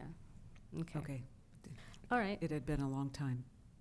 Well, Parks and Rec, you might be thinking. Okay. So Parks and Rec is scheduled to meet on, per the council meetings, June 7th, but city manager has said most of that meeting will be taken up with training. For but, training, yeah. That's still the date that they're planning to So resume. I suggest, Can you come to the mic? I'm thinking maybe for time and all of that, to reach out to Christy with Parks and Rec, because she heads up Ojai Day. And Okay. she might have a totally different vision than what you or I would think of. Okay. Good suggestion. and as far as getting it on other commission agendas, I suggest, well, contacting me, but we can find out who the liaison is for these other commissions, which would be Christy Rivera and I believe Bridget Mora, and and talk to them about getting something on their agenda. Okay. And So- see if they're interested in having it on their agenda. And I Right. can reach out, because I am the liaison too for Parks and Rec, so I can reach out to Susie and Sage, Okay. and we'll get it dialed in, so don't worry. All right. Thank you. Thanks. Thank you. So, does anybody have any other comments or ideas or logistics of what you Sure, think might be? there's another successful? subgroup that's in here, so. Could I just ask Craig about regarding the plaque, are we gonna have pictures on? I don't know if this is gonna make it by 4 months, honestly. Yeah, I don't know. Because you're talking about a bronze plaque, that's really, you have artists that design, we looked at pictures the last time, Well, I think that's the question, whether it should be, like, even for our historic district there at Taramina, that's not a bronze plaque, right? No, the bronze plaque that we recently did is the one that's over actually on the jail. Okay. And And that, it has a face on it. and it has, A it does person. have a face on it. We worked on that very carefully. And so, sorry, sister, the city tends to go to the person that did the plaque in, there on the jail. The city tends to go to his sister in Ventura. I might suggest to go to the people that did the plaque for Harry Hunt Jr. I can call them and get better information. So I think, but the question is what is on this plaque? Is it, and that's something for the commissioners. Yeah, that's a whole different The question. HPC to decide. So What I is have this- what is it experience gonna- with I mean, we're Front right is there it? and looking at all the buildings, so we probably don't need a lot of pictures, but we probably just need like the city's historic logo and. From looking around, we realized that, I'm going to just come out and say it. Older people are more interested in reading these kind of plaques, I think. It's something that you, and maybe once you get over 30, you like the font size. I think I'd rather have the font size a little bigger than A picture. because you are looking at the museum, you are looking at the El Roblar, you are looking at the post office, you are looking at the theater, you are looking at the arcade, so you have a lot of visuals already. I think the most important thing is Craig and I mean, it was getting silly because the ones especially with donor names, I mean, we were looking like our faces were like up. Yeah, the one in the arcade that has the donor names, it's unreadable, really. Oh, Yeah. 'cause that's it's- right in the middle. It's in the middle, it's dark, and the letters are really small, and the letters have kind of blended in with the background, so some plaques are really, Well- the colors are You're, highlighted, and this one has a lot of words on it. It has a lot of words, but that's why I said I think since we do have so many visuals around, I think we'd pick those words if it will work. Otherwise, trimming the words down and keeping the font size bigger, just so somebody can read it. What's the point of having a plaque if you can't read it? So, Chair, can I make an observation? Yeah. So, a couple of things. If you want to look at a face on it, you can go down to the west end of the pergola, and you'll see David Mason on there. Mason, That was a yes. private effort that was done. It's also a bronze. If you want to go to a plaque that has lots of language in it, and this was purposely done, somewhat worked out with the school district, go down to the school district, the old Nordhoff Grammar School, where the administration office used to be, the one where the tower is there. And you look on the front of that, you're going to see a plaque that has a lot of language on it. That was worked out because we wanted people to know just exactly what that building was. And I was going to do a word count on that because I just took a It's a picture lot. of it because I was like, yeah, that is a lot of language. So, But yeah, but it's great readable. information. I was able to read it. Yeah. Again, when we take the language that gets provided and send it to a plaque place, they'll tell us, with this size font, you're gonna have this size. I think that's more Plaque. language than If that. you want the words to be larger, Great. Yeah, we were talking That like, would be fine. yeah, we were talking, what were we saying, 2 feet by 3 feet? I think that's the space that seemed to have good spot around the tops and bottoms of it. So, Probably about the size of the elementary school, the Nordhoff Grammar School. Yeah, for the area that we picked on that pillar at 2 feet would be about right. that's where Yeah. Craig was standing. Right, I think the space is great. So, I don't know. if this Yeah, is- again, I would suggest It's while you're nice right downtown, there, go so- look at the one there on the administrative, the tower at the old Nordhoff Grammar School. Okay. I have a question. What's the material of the one at Taormina if it's not bronze? Good question. The one as you drive in from. Yeah, you see the that. highway. I don't know. I was just there. I'll be Is the there one again, at the so. Nordhoff School, is that one bronze? It looks bronze.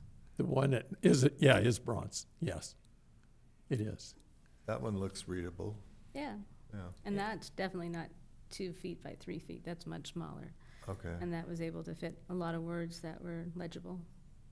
The other thing we worked with on Harry Hent's plant, and it won't be plaque, and it won't be as necessary as this is. So we were very concerned because it's kind of isolated there, being in front of the jail. And so the process that they used is the process they use in the Navy for plaques that go on the ships. I said, okay, well, that works. So you have to be careful not only of that it's bronze, but also the finish that goes with that. So that was another thing that we were kind of going back and forth, but that sounded like a good recommendation. Okay, Okay, so we'll look into the plaque. we'll work with Maura. Great. Okay, are we ready to move on from that? Yep. Okay, just know that we're gonna really, the next 4 meetings are gonna be really heavy trying to get this pulled together. Can I do a report on the subgroup, benefits to property owners? Yes, please. Okay, thank you. I did not get a chance to talk to Commissioner Moore, but I did listen to our meetings. We've been very busy with a graduating senior who's been doing track meets all over the Central Coast. So I got to spend 2.5 hours listening to all of you when my son-in-law was driving us to Dinuba, in case you've never been there, out in the middle of the Central Valley. So it was enjoyable. I did like the language that you had on the plaque. I did like the wordage you had. One of the comments was, you know, he did all these things. Well, he may have done all these things, but we all think of him as glass. Yeah. Libby Glass for, you know, Ford automobiles, all the different things. So again, I appreciated that language that was in the plaque and read it when I got a chance. As for benefits, benefits, I went back and I listened to the joint council meeting. Craig, you had an excellent report on the different things that were, someone's outside my door, but mine's turned off. Different benefits that came with having a historic district. And so I wrote those down. I just haven't had time to put them all together. But there was the question, and this question I raised actually with the person who's now Mayor Clearback before he was mayor. And that was on the Mills Act and local versus a state historic district. And so I had asked the mayor if he would please pulse our legal counsel. He came back with something else that he presented to me the night before. I presented that, and then Matt gave essentially his response on this issue on the Mills Act and on the state versus local district. And so I transcribed that today. This is the joint meeting with the Ojai City Council and City of Ojai Historic Preservation Commission for March 25th, 2025. 2954, Matt Summers speaking on this question. State Historic District exists for CEQA purposes. Discretionary permit for any of the 28 property owners. A permit that requires discretionary review, example, design review in line with Secretary of Interior standards or historic preservation benefits, grants tax exemptions. If the council designated a local historic district on top of a different map, locally designated landmarks add the benefit of a Mills Act. The Mills Act allows qualifying historic properties, which means landmarks, locally designated landmarks are contributing properties to locally designate historic districts to benefit from certain properties from tax deductions in return for a contract requiring certain aspects of historical protection. That's what's controlled at heart by a local district.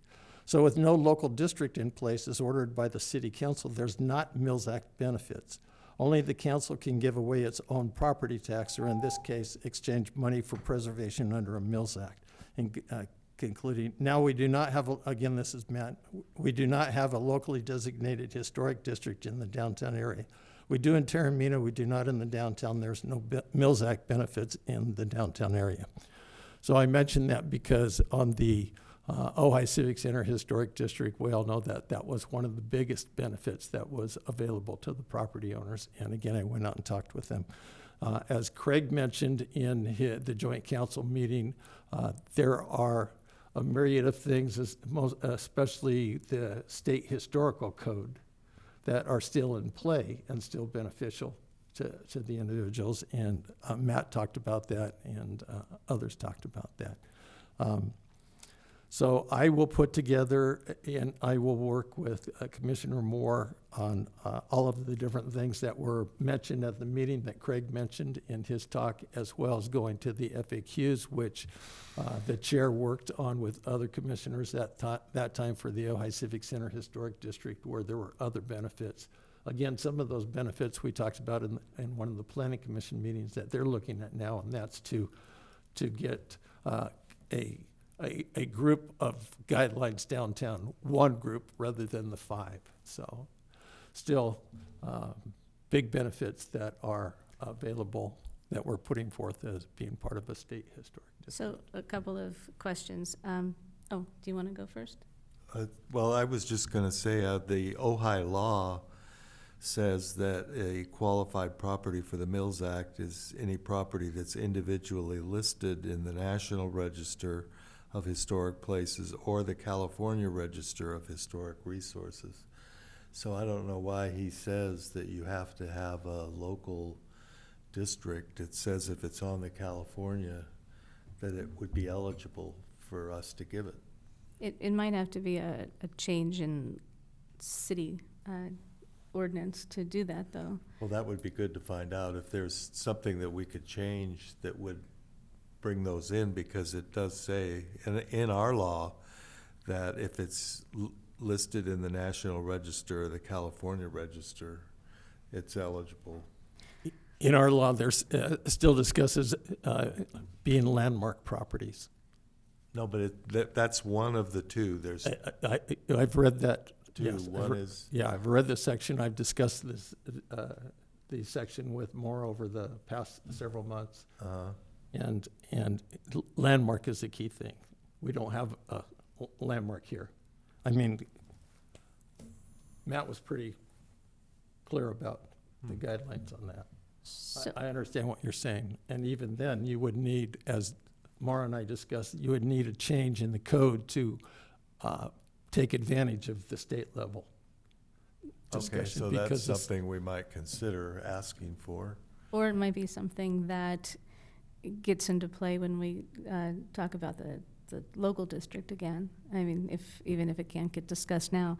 I think what I was just going to ask you, Brian, is our next item, when we go over the brochures, I'm hoping that we can come up with a brochure for the property owners that's what I'd like to see come from your, you and Laurel's ad hoc, is that just what are the benefits? Maybe there's things that people are not taking advantage of that they really could take advantage of. One is, like we said, the state historical building code. There still hasn't, I don't know, I checked like about a month ago, and there still has not been a single person in Ojai that's ever utilized that. And that's something that's really good. Yes. We utilize that. What? We utilize that. I asked, when I talked to Sherry, I said, has anybody ever, and Sherry got back to me and said that she had called the building people and everybody, and they said they didn't. So I'm glad you did. So anyway, that is something that everyone should know about and everything. So maybe when we do the brochures in the next item, that could be something that is also available. I mean, because we pass out Mills Act brochure at the jail when very few people are actually going to be able to utilize that Mills Act, but it's still an information for people to learn if they wanted to pick it up. So why wouldn't we have one also for the State Historic District for benefits to property owners? It's a Nope, that's excellent suggestion. so, yeah. So if do we want to go on to, And do you have anything? Do you have anything? having lots of experience in talking to business owners about the benefits of everything we're doing. And is there also a way when, like, I know that you went to the meeting last night for planning. I did. Are they bringing that back up? Because I did not hear that.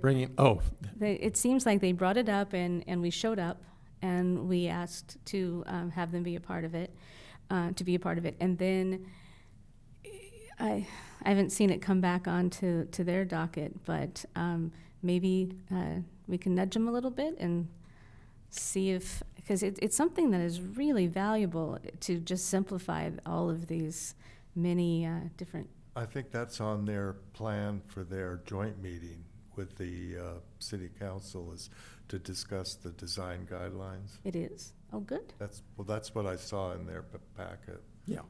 When is that meeting? I don't know. It's scheduled because the city council actually put dates out, or months out in there, so Oh, good. we can find out. So, yeah. Okay, so can we go on now to the item number 6? Actually, it's item number 5. Number 5, budget. And Oh, the budget. Yeah, and I was hoping, since we still have 4 more items, that we could just take a super fast break. Okay. Okay, if everyone could turn off their mics, please, just so conversations aren't heard.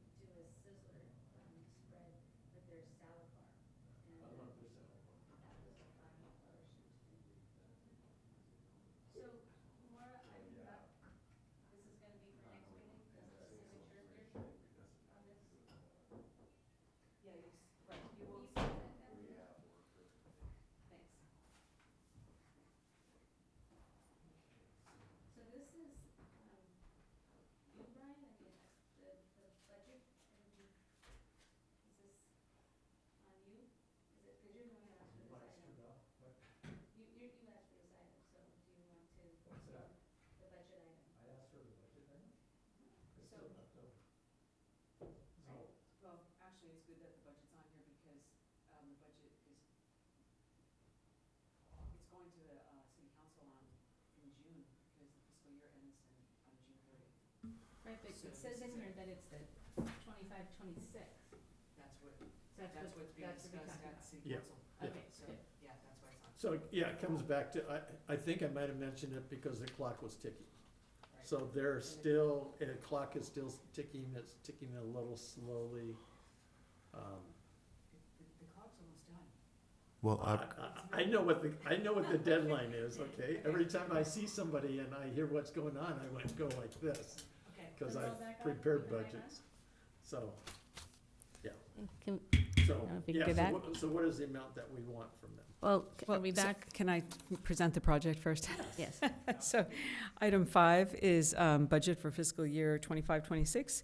The commission may at this meeting discuss the budget for year 25-26. If there's a majority consensus about things that they want to spend money on, the commission can designate a commissioner to approach the city council during their regularly scheduled meeting of June 10th, 2025, and present collective comments. And so time is up because that meeting happens before your next meeting. So this is the meeting to discuss the budget. So the current 24-25 budget for HPC is $20,000, and you've only spent $6,400. The remaining monies do not roll over to the next budget. It starts over every year. And this fiscal year ends on June 30th. So Does monies have to be spent, or do they have to be allotted, like the plaque? What if the plaque? encumbered, do they only have to be encumbered, or do they have to be actually spent? I mean, I'm sorry, what do you mean? Oh, so for the fiscal year 24-25, Mhm. can you Can you use that say- money from this budget? yeah, That's a good question. Because we don't even have a cost of this plaque yet. So it's a very good question that I have to look into, sorry. okay. I don't know. Because I know that for this budget, we had counted on education and the survey and the, We have more. I have some things. right, but I'm saying the last year's. Oh, And which is, I just don't want that $20,000 to just not be spent. Make sure that we are, I mean, now that it's going to bid and it's being done a different way, the money that we kind of had in our head for the survey isn't really going to be in that 20,000. That's not going to happen by June 30th. So we would probably, want to spend as much as we can of it to do the Ojai Day. But how do we do that? So what I need to look into whether or not this money can be designated to something now in 24-25, even though it's not literally actually being spent. So, and I'm sure we'd have to have actual costs for that, I think, anyway, I shouldn't say I'm sure. So I will look into that, but I think what you need to do tonight is to talk about, well, I guess you need to talk about two things. What's the wish list for the 24-25, and I'm going to find out about whether or not that money can be designated, right, and not actually spent. And then the discussion of, is the chair going to be the designee to go to the city council meeting on June 10th and talk about the 25-26 budget and talk about those items. So you have Okay. two different things to talk about tonight. So can we talk about the old money before we talk about the new money? Yeah, old budget? That, Kind of related to that, may I? I'd propose, and I don't know how to go about that, whether it's a way to reserve some of the old money or whether it's a request for council. So I need Maura's help on this. I think it'd be really, one thing we could do to help it encourage landmarking and mills acting of preserving historic properties in Ojai is to waive the fees for landmarking and mills act, which are significant. So can we approach the city council and get their approval to waive those, have those fees be changed and actually waived? Or do we reserve money from the budget, from our budget to do that, if that's something that you guys want to do?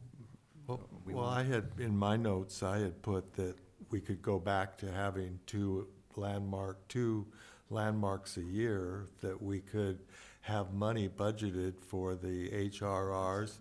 And then if it looked like that was gonna go towards the landmark, to have the fees covered for that, but have, like, say, I don't know, for two a year, whatever it would cost, maybe for two properties, it would be $10,000 for the HRRs. I'm not really sure. And then whatever the fees would be if those went forward. Because we do get people that would like to landmark their properties and they're really worthy, but they just can't afford it and they don't see the cost. Actually, Brian, that's a great idea. And Brian and Brian was on the phone when I actually talked to Tim Hazelton from Post Hazelton, who I know, and he, I just negotiated just for the sake of negotiating, but he agreed to any property that we brought to him that was a house and a adjacent like guest house, that he would was it $3,000 or $3,500? He would limit his price to that. Somewhere in there, between 3,500 and 5,000. So 3,500, say. Do we reserve money for that, as you suggest, for two of those, or? For two of those, and we might not spend it all because we might get the report and decide we don't want to do it. Oh, precisely, yeah. So it would just be to have the money budgeted. We might not use it, but I was thinking maybe 20,000 to cover a couple of places that might, I don't know if that would be enough. And also include waiving fees, which would make it easier. Well, they have to be paid, so it would come from our budget to pay the fees. I mean, isn't the fee for a Mills Act like $1,900? No, but you got it. You have to do the whole historical report. That, In I addition mean, to the historical I mean, we're talking thousands of dollars to do this for somebody. So if you want to get somebody to do it, you're going to have to pay, Oh, yeah. honestly. Yeah. Yeah, But so, that's why I'm saying, People aren't going to do this just, say 10,000 Right. each, and that could be low. Maybe you could do 30,000 for two. I don't It know. was totally 3,500 is what you. what Right, we- but then there are the fees for the Then there's a city fee.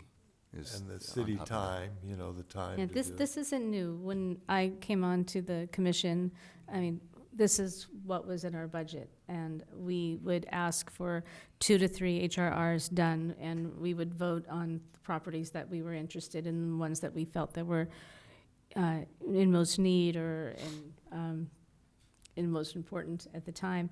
And then when COVID happened and all the changing of the guards, that just hasn't happened in a while. But did you get it? Were you successful in Yeah, doing it? for many, many years.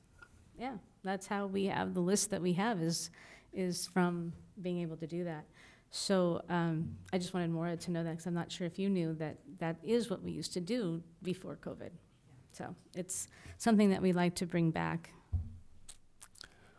The city actually paid for the landmarking, for the historic resources report, plaque and everything for the Nordhoff Grammar School, because that was something that we initiated, the city initiated. And that's been the case. If the person, the individual initiates it, oftentimes, most times they pay for the historic resources report. If it's something the city has initiated, then the city will do that money. Or as Craig has said, what they used to do before is just set aside an amount, like say 10,000 back then, to help out two different parcels. But I think they would have to come to us with a report saying that they're asking for this benefit for their property, and we would make a decision. So if somebody with a small old house that doesn't have any historic value came, we wouldn't just pay for a historic report. We would have to have some reason to believe that the property was worth our time and energy to. And that's when the survey will come in handy too. Yeah, the survey would come in handy, or even the survey we have. Yeah. But then again, that's for the 25, 26. Is there any other discussion we want to have on the 24, 25, except for the fact that we want to earmark as much as we can for the plaque and Ojai Day? I'm guessing that if you can get me the information, so we have about 5 weeks till the end of the fiscal. If you can get me the information on the plaque, then I can get it to the person who did the Harry Hunt senior plaque. Okay. I know where And I he know that- lives. I delivered 5 avocados to him, his wife, this morning. Craig has a list that came from the state of California, too, of plaque people. Yes. Yes, that they suggested. So, yeah. But I don't know where they live, so. Can't bring them avocados. So that's the whole discussion for 24, 25, with the balance that we would like to see it earmarked for that, as well as whatever classes we take between now and then, which is, such a small amount of money. So that's done. The discussion for the previous money is done. Okay, so now, And I'm going to be finding out if that money can It's be can be used for that. possible. Right. Yeah. or else we're just gonna have a big party in a couple weeks and call it a day. Okay, so now we're gonna talk the 25, 26. So we feel that 20,000 for 2 is reasonable? 25 to 30, but 25, Okay, well, if you said 20,000 for the 2 HRRs and fees, that would be a budget, which we might not spend if we didn't. okay. And what else? We always have education in there. Education, and then it would be nice to have some seed money for the historic signs along the trail, to get them designed and written, and maybe get a couple of our first ones done so that people can see them. We talked to Lindy Palmer at the Public Works, and she had a really nice discussion with her, and she gave us a lot of ideas, but we were thinking if we could maybe start with 3, and then if people could see them, then we could get donations from clubs and businesses to do more of them. But it takes a little bit of money to get the process off the ground, to get a design for it, to get the plaques written, and all the work that goes into it. So I was thinking maybe 10,000 seed money for that. Okay, and then, Maura, you might be able to answer this for me. The survey and the way that it's being conducted, and is it our budget? Is it the HPC's budget? Because when we had the joint council meeting, one of the things that I said was there hasn't really been a big investment in the HPC for a long time, but I don't know if that's us as our budget or if it's the city's budget. I'm not sure. So That's going to be a question for council. But I'll put it on my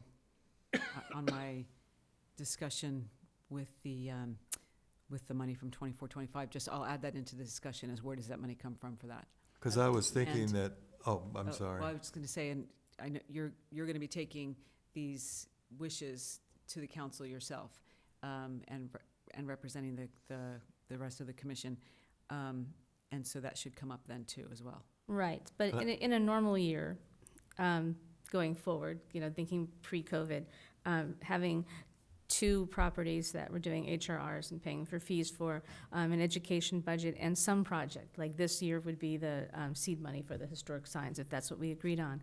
That would be something that would be our normal budget request. Yes. And then separately, there's this survey. So I think that's probably how I would have to present it on June 10th, as there's these things that are our normal budget, and then this that's, was approved at our joint council meeting that Right. council wanted to go forward, yeah. I just don't want to give you a response Yeah. for sure, as if I know, but I just wanna- that sounds logical. Well, I was thinking too that Ben had just went through this process of the survey at his previous city, and he seemed to have some ideas about it, so maybe he would be a resource for coming up with a budget amount for the survey that would meet the needs of the city and also the HPC. Because he seemed to know quite a bit about it. His number was a lot higher than $20,000. Yes. A lot. But that's why there's an ad hoc committee. Okay, so I think, is there anything else besides those 3 items for our regular requests? Is there anything else that, yes? Sorry, please, go ahead.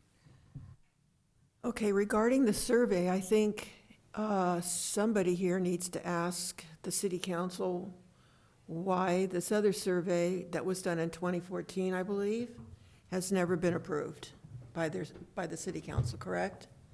That's why it's not online. And I looked at a number of other cities in California. They have most of them are very old surveys, but they are online. And Maura and I talked briefly about it, and you said the reason ours isn't online is because that survey in 2014 has never been approved by the city council. Right, So and that's it's what our been- joint, So I personally am not interested in talking about a new survey when they have never even approved the last one. well, that's why we're moving forward. That's, in a previous meeting, when it was the 7 of us, we voted to move forward with a new survey because we need a new survey, because that one is outdated. And, I don't agree that it's out. Can I jump in here real quick? sure, So what happened in that meeting, was it 2014 or 2011? 2011 and 14. 2012. Okay, so it came before a meeting, there was a discussion that took place, and there was someone in the audience that raised questions and essentially influenced the vote and how it went. It didn't seem to, based on talking to someone, it seemed like that was a person who took it off into the not accepting it. But you know what? I don't think it was ever that they didn't approve the survey. It was never my impression that they were saying the survey was invalid. The survey came with some recommendations on how it could be worked into the city code, and that was what the city didn't approve. It wasn't that they didn't approve of the designations or the codes that were given to individual buildings or anything like They that. didn't adopt the document. What's that? They didn't adopt the document. They didn't adopt the recommendations of it, but the city still used the survey for quite a while. The city planners would require historic reports of people who were ones on the survey, and so they did use it as evidence that buildings were historic in the process, but We just couldn't require them to do the reports. So what we would do is we would let them know that there's this document that has not been adopted, and the recommendation is thus and such. And we encourage you to do it because it's a sensitive issue in the city of Ojai, and we encourage you, and they had a choice. They didn't have to do it because the document has not been adopted. Well, that's this incarnation, but when it first happened years ago, it was used because it was not talked about whether or not it was adopted or not. It was talked about that the suggestions, what went on in front of the survey was what they had. and it was questions. I guess I'm just talking about what we do now. Yeah, it was we my encourage. impression that what had happened was the suggestion was made, like some cities do when you're looking at a survey like that you would have a moratorium on all alterations on homes that are listed in it. And that just touched a lot of people off, that there would be this moratorium, and so they just kind of put the whole thing aside.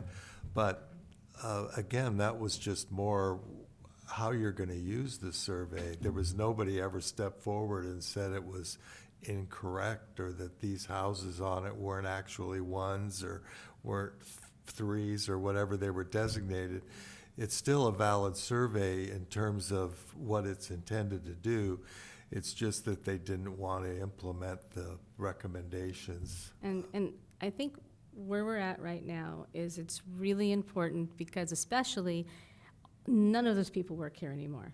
And where we are now is this new city council, new city manager, more, everybody it was not there then. So saying, why didn't you do this, go back and do this, we can't look backwards, we can only look forwards. And forwards, we have unanimous support from city council to move forward with this, and we have support from staff to go forward with this. And so that is, instead of looking backwards and pointing fingers, all we can do is go forward. So the City of Ventura's survey is online, and it was done in 2003. And they're working on another one right now. But it's available to see. I looked at the City of Tustin, and they just recently redid a survey, and their previous survey was in it was like 1999 or 1998. So this is not an emergency, in my view. And the numbers that I've heard that are close to $100,000 to redo this, when, you know, we're told that there's no money to even like make the sprinklers work in this yard back here, and to get out the weed whackers and stuff like that, because there's no way to protect this building from fire, because that whole garden out there, there's no money for it.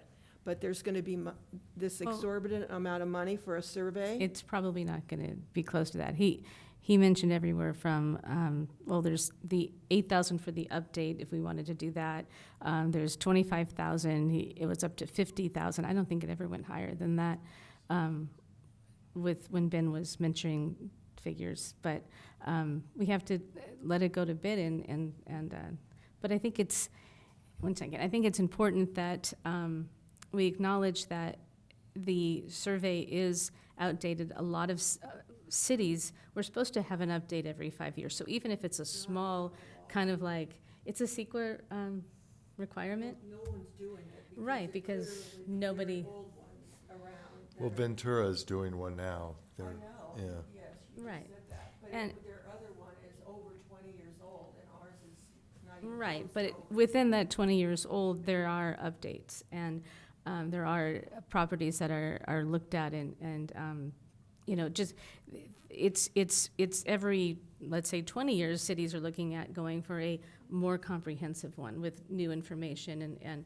and you know, I think that looking back at why it's not adopted just doesn't serve us, because those people aren't here anymore. We're gonna go forward with this very, you know, supportive council and feel really lucky, because a lot of cities are not in the situation that we're in with the kind of support that we have. As an interim idea that just came to mind, could we vote to put the existing survey online? No, it's a council. It doesn't come from us, it comes from council. I mean, we could say to council, we would like you to vote on this document, but it has gone to council a few different times and it has not been approved. So we need to work with council on them putting it together in the way that they feel it would be most beneficial to the city. So when you have that push behind it, you're going to have a much better chance of it getting adopted. And that was something that when I spoke to the city manager, it wasn't just about getting the survey done. It was about getting the survey done and adopted. And that was something that we were both on the same page as, not just to have another one out there that's not going to get adopted. It was to actually take it over the finish line this time and do it right. But you're right, it would be nice if they'd just adopt the survey until we get the other one Yeah. done at least. Can I remind the chair that the topic is, I mean, and you needed to go through this, but what the topic is what goes on the Budget. list for you to take to the council for the budget. So back to what we were saying, we have the 2 year, 2 a year. So it would be asking for 20,000 for the HRRs. What did we ask for last year for education? I think it was like 2,500, Brian, do you remember? Seems like it. I think that was But the amount. I again would just like to, real quick, go back. You're talking about 2 properties for $20,000. Again, Tim Hazeltine in Santa Barbara is an accomplished historic resources. You know, he does a lot of work. I think he's probably in most of our packages. And in talking about with them that day, he was willing to set up something that would take us from 10,000 down to something that would be able to go to spread out the assistance. So that was something that Randy knows Tim well, and something that Randy put forth, and you So- know. What is But it, that does the is- city have to do a RFQ or whatever you call it? RF, request for proposals on something like that?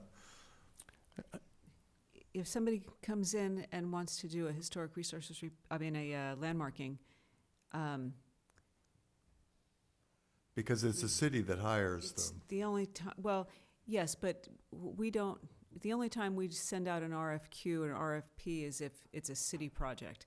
Okay, so So if Mr. Jones is landmarking his property, so I'm not sure if it's the HPC that's nominating. I Well, remember- This would be like a contract where he would do it multiple times, working for the city. Yeah, so that's a whole nother, So that's a. yeah, I think the is case if- would If be, he's being hired directly, if he's being chosen by Mr. Jones, then we don't have to do an RFQ. If But there's gonna that's be, not if even there's gonna allowed be- under our code. It says right in the code that the historic consultant has to be hired by the city. It's Yes, paid yes, for. yes. But if Mr. Jones chooses to have, post Hazeltine, then we take over and have a contract with post Hazeltine. We don't require an RFQ. When there's a city project, we send out like an RFQ or an RFP. Right, but this was a little different because it's gonna be multiple. So that sounds like a totally different new situation that we'd have to look into how that's done. That's, you're talking about a new animal, as opposed to somebody who comes in and says, hey, I want to landmark my property, and this is who I want to use for a But that would make historian. sense for the city to have a contract with a historic person that was working for the city, because the problem is often that if they work for the client, or they think they're working for the client, then they, Well, the contract is always through the city. They're not working for the client. The contract is with the city. yeah, okay. But we still allow the private applicant to choose their historian, but then the contract is with the city. yes. So in the case of post Hazeltine, say the 3,500 number, so you have somebody coming in, they're looking for a historic resources report. You say, okay, these are the people that we have experience dealing with, Yes, we give them a list of consultants. They right. pick a And so they're going to call that They consultant. choose a consultant. And they're going then- to Yeah. hear, hey, this guy's $3,500, this guy's $10,000, and However, why the difference? when we give them a list of consultants, they can choose somebody who's not on the list.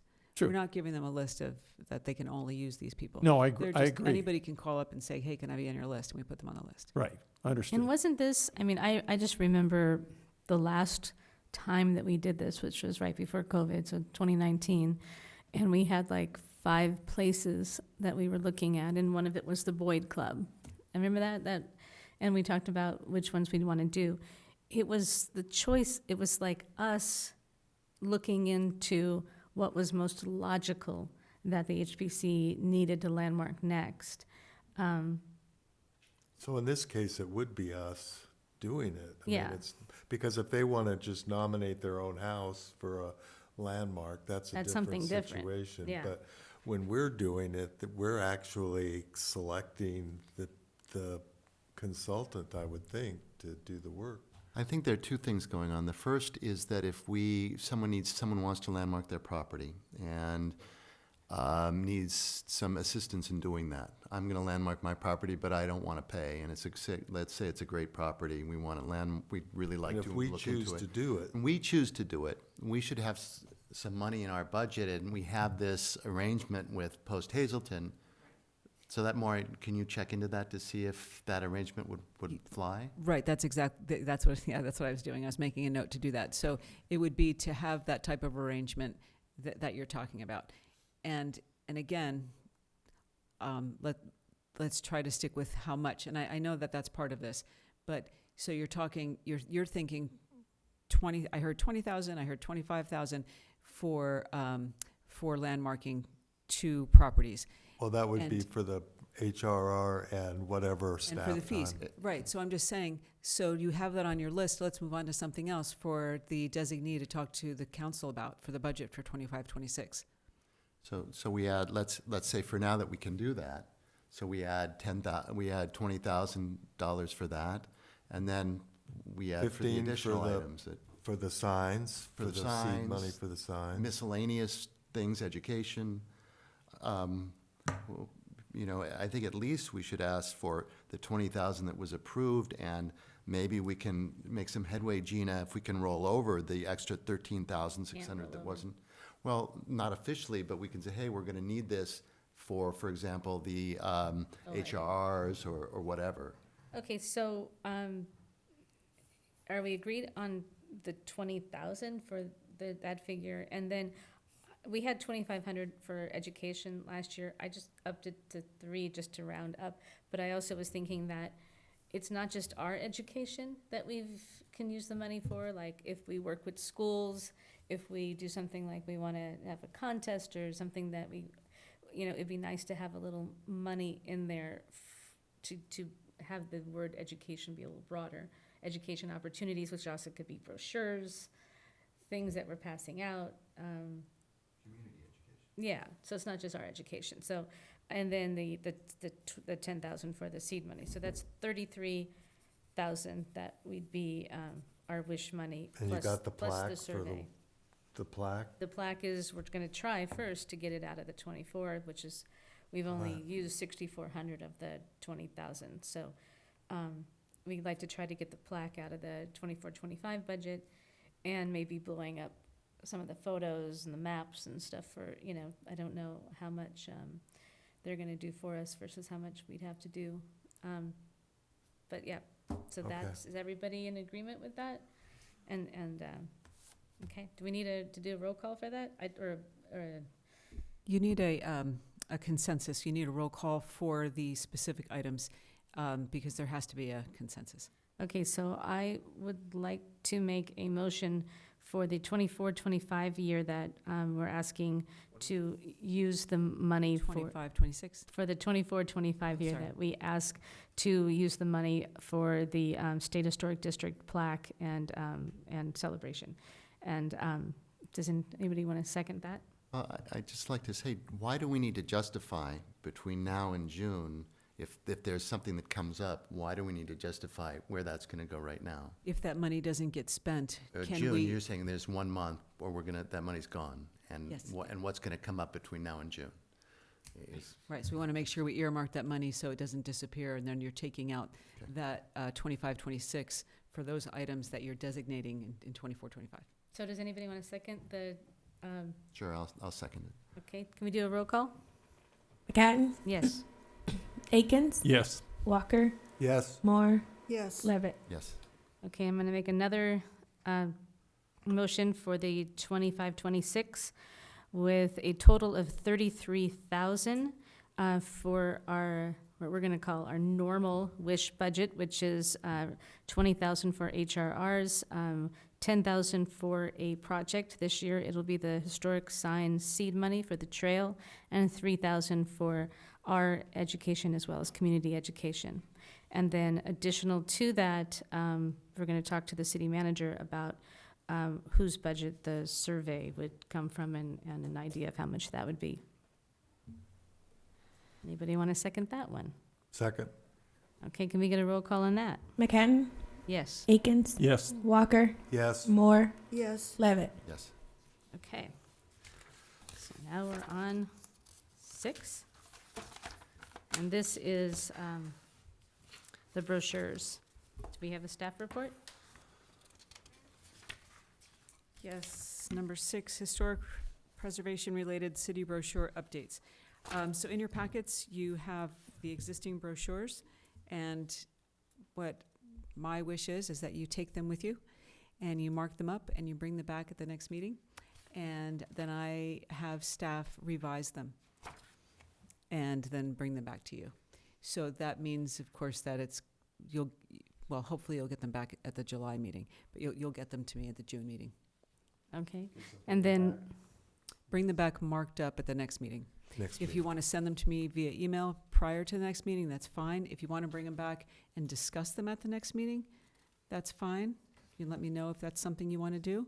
Actually, you know what? Let's see. I'm going to just change everything I just said. Sorry. What I think is it's probably a good idea if you all, let's see. I'm sorry, I'm talking as I'm thinking. So let's say that you all make notes and hand them to me, and wouldn't you like to see each other's notes and say yay before staff revises them? Yes. yes. So I'm going to give you a different deadline then, so I can get all the revisions kind of highlighted that all of you are proposing, so then you can look at it and have time to discuss it at a meeting. This isn't an emergency item, so we could still have the same schedule. You bring them back at the next meeting, and then at the July meeting, you'll have an opportunity to see everybody's and discuss it. Sounds I'll good. get them to you in advance in a packet. Okay? So at the June meeting, please have them back to me. You have them now in your packet. Okay, Thanks. and then Brian, can you and Laurel just kind of think about what you would want on the property owner's benefits? Yep. Just, yeah, okay. Oh, All right, Thanks. so we Good. can go to number 7? Again, in doing that and doing the other things, your deadline on getting things to you for the next package, Maura? Yes, you asked me about that Yes, before I the meeting did. tonight. So this next meeting, it's kind of an anomaly because the next meeting is 3 weeks from tonight. Normally, we have a little bit more time. And normally, I need information from you 2 weeks prior to the meeting because we have to get the packet together.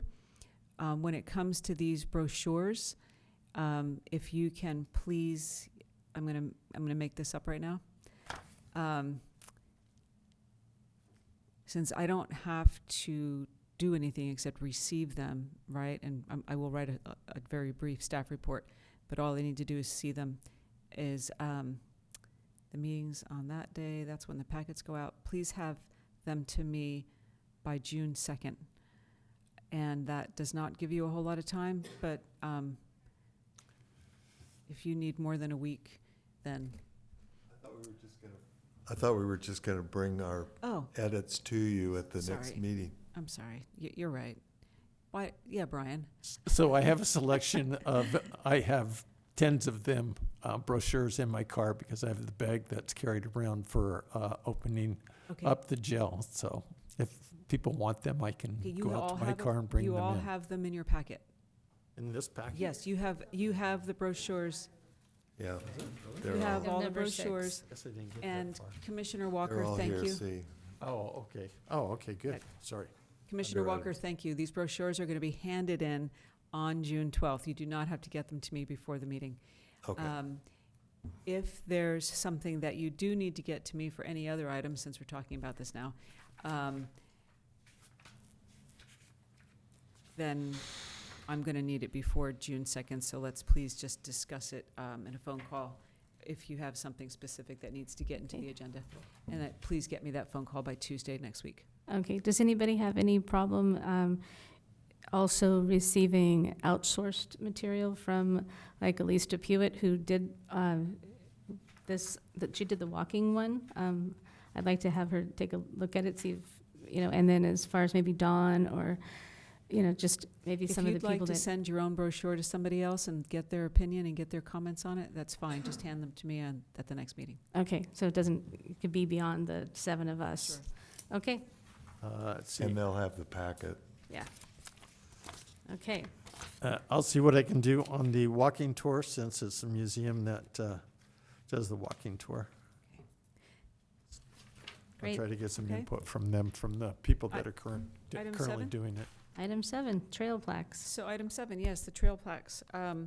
So at the last meeting, April 10th, the commission, or Commissioner Walker, reported on the status of the trail plaques, and he agreed to get in touch with City Public Works Department, which is Lindy Palmer, and he has already provided us with the information that he did. And he was going to discuss the potential of installing the informational plaques along the bike path. And so even though you just briefly mentioned the conversation with her, why don't you provide us with information about, or like, what happened with that? What's the conclusion of that conversation? Yeah. Rick Bisaccia and I met with Lindy Palmer at the Public Works. Very nice lady, and she was very enthusiastic about the project.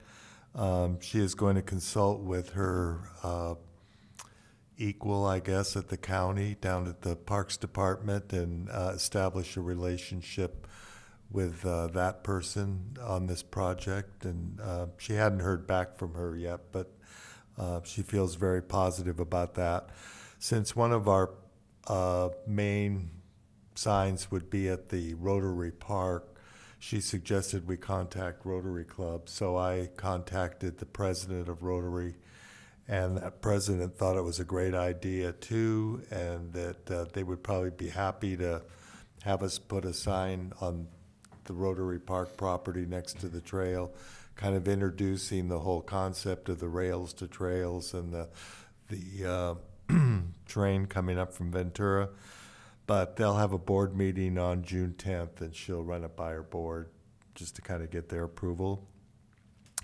And I wrote a letter at the suggestion of Stephen Schaefer with the San Buenaventura Conservancy. He says, well, why don't you get a hold of the Cultural Resources Board, which is the equivalent of what we do at the city for the county. They're the Historic Preservation Commission for the county and would be responsible for the unincorporated areas of the valley. So Dylan Murray is their liaison, and he thought it was a great project, and he felt like it would be a nice cooperative venture between this group and their group.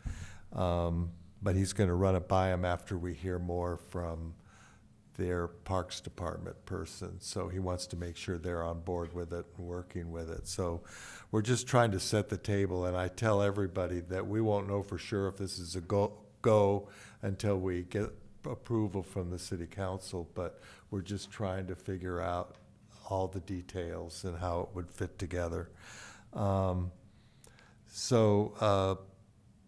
Then Lindy thought that we should stake out the areas that we want to put the first ones so that they can come and look and make sure that they can get a permit, some kind of an encroachment permit, to make sure that it's valid. So I've asked her, I don't even know how wide the city's right-of-way is, so I asked her if she could tell me how wide it is so that when we come up with a place to put one of these signs, it's not on somebody else's property.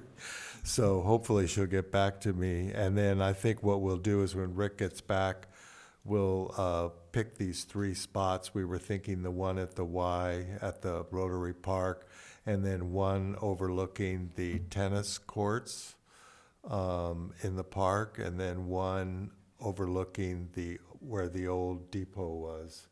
And just start with those and have those be kind of our prototypes. So that's next on the agendas for when Rick gets back to kind of figure out where we think these 3 ought to go. And then the idea being that we would come up with a plan, with a design, with a mock-up, and then we could get sponsors, donations from various groups and businesses to create more of them.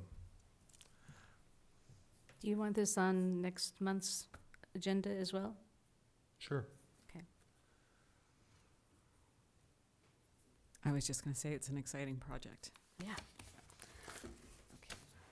Okay, is that it? Move on to number 8? Yeah, that's all for me. Okay, and this is the education update.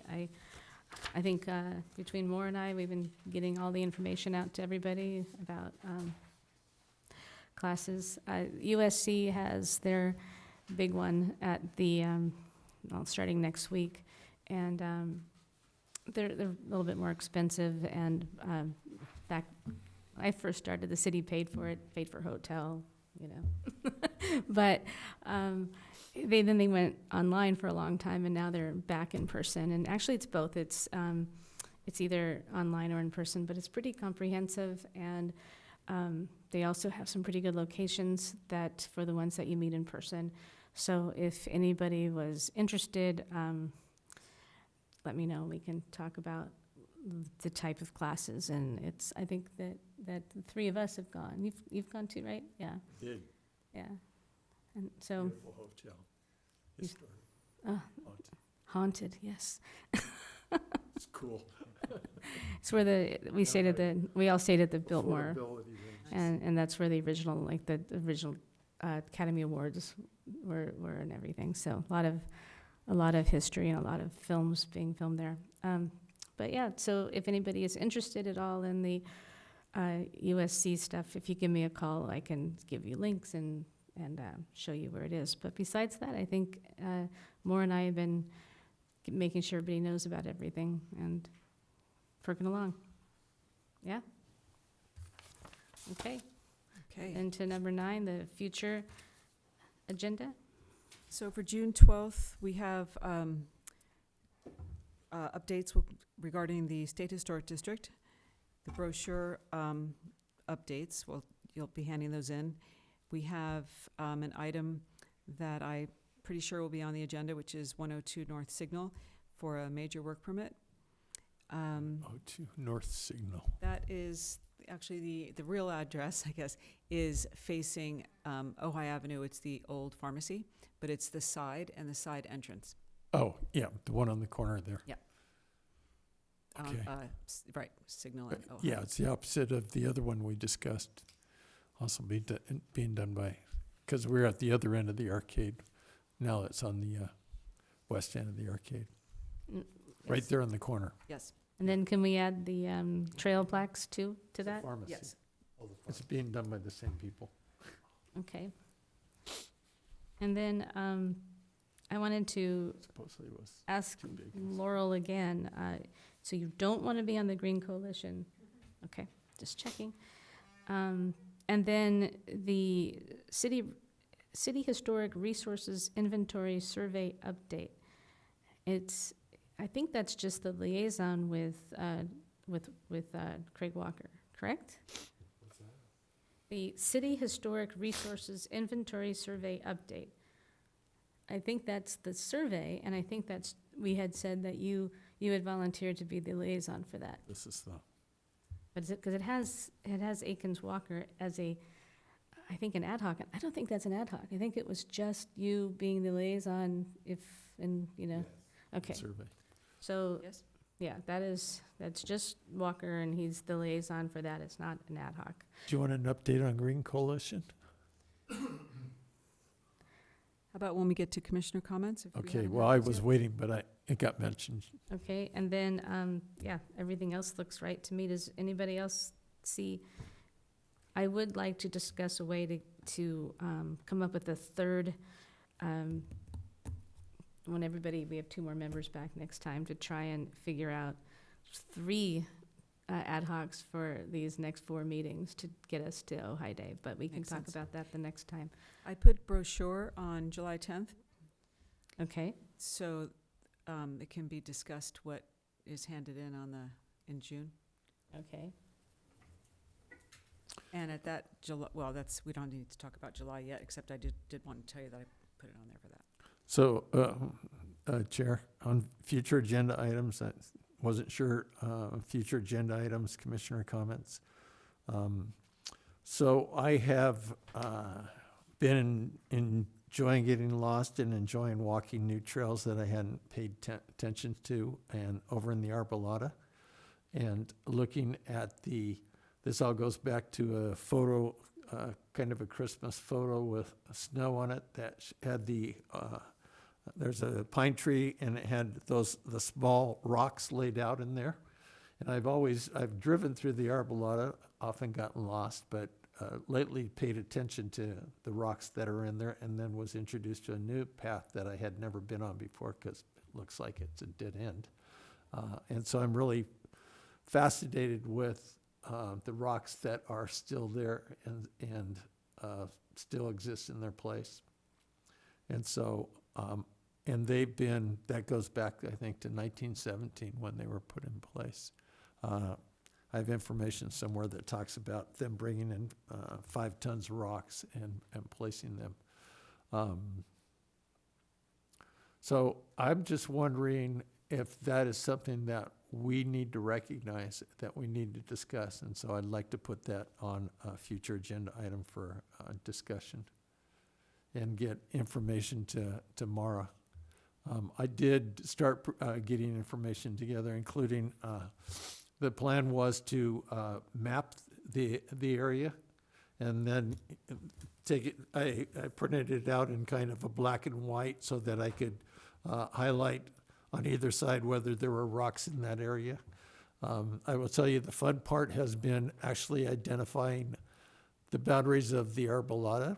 I have boundaries that go way out beyond Friends Ranch and boundaries that are more narrow. I talked to one of my favorite realtors today. I was downtown and asked her, where is the arbolata? And she took me over to a chart and showed me this thing that said arbolata. And so it's not a truly defined, you would think that you could just go to the thing, and so I've seen 4 different maps on what they are. So I'm very intrigued with this property and with the layout, the rocks that are still existing, still in place, and still being used.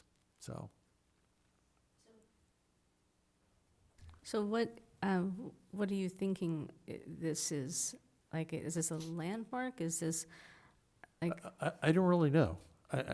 There's lots of questions that come into it. I took my wife on the trip, and she's like, "Okay, is that historic?" No, is that historic? And so, part of it is trying to identify which ones actually are historic. Again, it was eye-opening to me to see. Great. Part of the other reason too is that I had come into the arbolata and visiting Randy's property when he first came, and so yeah. Okay. So I'm just wondering. So I just would like to propose that we discuss it. It's kind of an unnoticed landmark that's been around 100 years and still exists for, why? I don't know. I would have thought that there would have been more disruption, but there truly isn't. So So can we So put that? if 2 people request that something be put on an agenda, or the chair requests, then it can go on a future agenda, when staff and the chair feel it's time to, or it fits on the agenda. yeah. So- So my motion is that we find a spot on the agenda where we can discuss it and Right. and So you don't- decide whether it's something that we want to pursue or whether it's just Right. nice. Yeah, So it doesn't even need to be a motion, it's just, if anyone else would like to see that, then it is. Yeah, I'd like to see that. Okay, so we have 2 people, and so so if, it sounds like you have information, or you would like to even write up more information to provide to me, to provide to the commission when it's gonna be on the agenda, and so go ahead and do that. Yeah. I don't imagine that it's gonna be on the June agenda, but the chair and I will make sure it gets on an agenda. Yeah, so the thing is and I've kind of given up on a fixed map. This is the official. But, for the area, you can see, but most importantly, when it comes to the rocks, it's the level part of the arbolata. So whatever information that you provide, I'll make sure to get it to the commission. Yeah, Okay. and I'll do the black and white, and I'll do where it shows the rocks are. And if somebody wants to go for a walk up that one street, then Yeah, I'd like to do that. it's beautiful. Oh my gosh, it's so beautiful. So that's it for future items, all that I have I think was that commissioner comments or was that future items? Oh, I asked which one I should do. Because two people asked for it to be on a future agenda, Okay. so now I'm writing it on the future agenda. Do we have any other commissioner comments? Let's see, I do on. The Green Coalition? Yes, yes. So I talked to Kathy this afternoon. She actually, or maybe it was this morning, she actually had a meeting with Mayor Gilman and with City Manager Harvey at 3:30 this afternoon. I was checking my phone all the way up until walking into here, so I know I'm not supposed to, but I've been cheating, looking at the information that came. So she did put that out. We had the meeting that was up above at the retreat. Laura was there for part of that, so they took input in there, so they discussed that. They discussed a timeline. One of the initial timelines was that in putting that together that that wouldn't be to get available until probably May of next year, the hope. So, and it appears some things have changed. The most interesting thing in this email was that they're discussing the carriage house and looking at possible use of the carriage house and possibly bringing somebody in to measure it from a structure standpoint, because it's old. But it said sets right on the lip, because I have no idea how the horses got out, because the horses, or if the horses would exit now, they would come out 3 feet and then go down into the ditch. So it's just a magnificent structure and very, very nice inside. Used to be Help of Ojai, I think, stored their stuff in and put a nice concrete. But looks great, but of course it's old, it's on that thing. And so they talked about possibly getting a structural engineer, and that taps us because that's one of the things called out in the historical part of this property. So that's my Green Coalition. They have gotten the survey back on the wildlife that, or the trees and stuff that are out here. I know Commissioner and I are both very concerned with those trees. Very tall trees. Very tall trees. Anything Anyone else, else? Laurel? No? Okay. I don't want to, this is a different item, but I do have a comment. I don't want to. This is a different item. I don't know what, if anything else needs to be said for your follow-up on what you, I don't want to change the subject. Oh, okay. Can I just add one thing really quick? So we walked from the Arbolada all the way on this path, all the way over to Foothill, went under the arch, and looked to the left because I had heard something had happened at a fundraiser that the museum had, and the red house is gone. Dirt. There was a bulldozer there. So that's my only other comment. The good news is that I did get a tour and I did take pictures, so I'm happy to share those. Okay, yes. And it's great, because that's exactly what I wanted to talk about.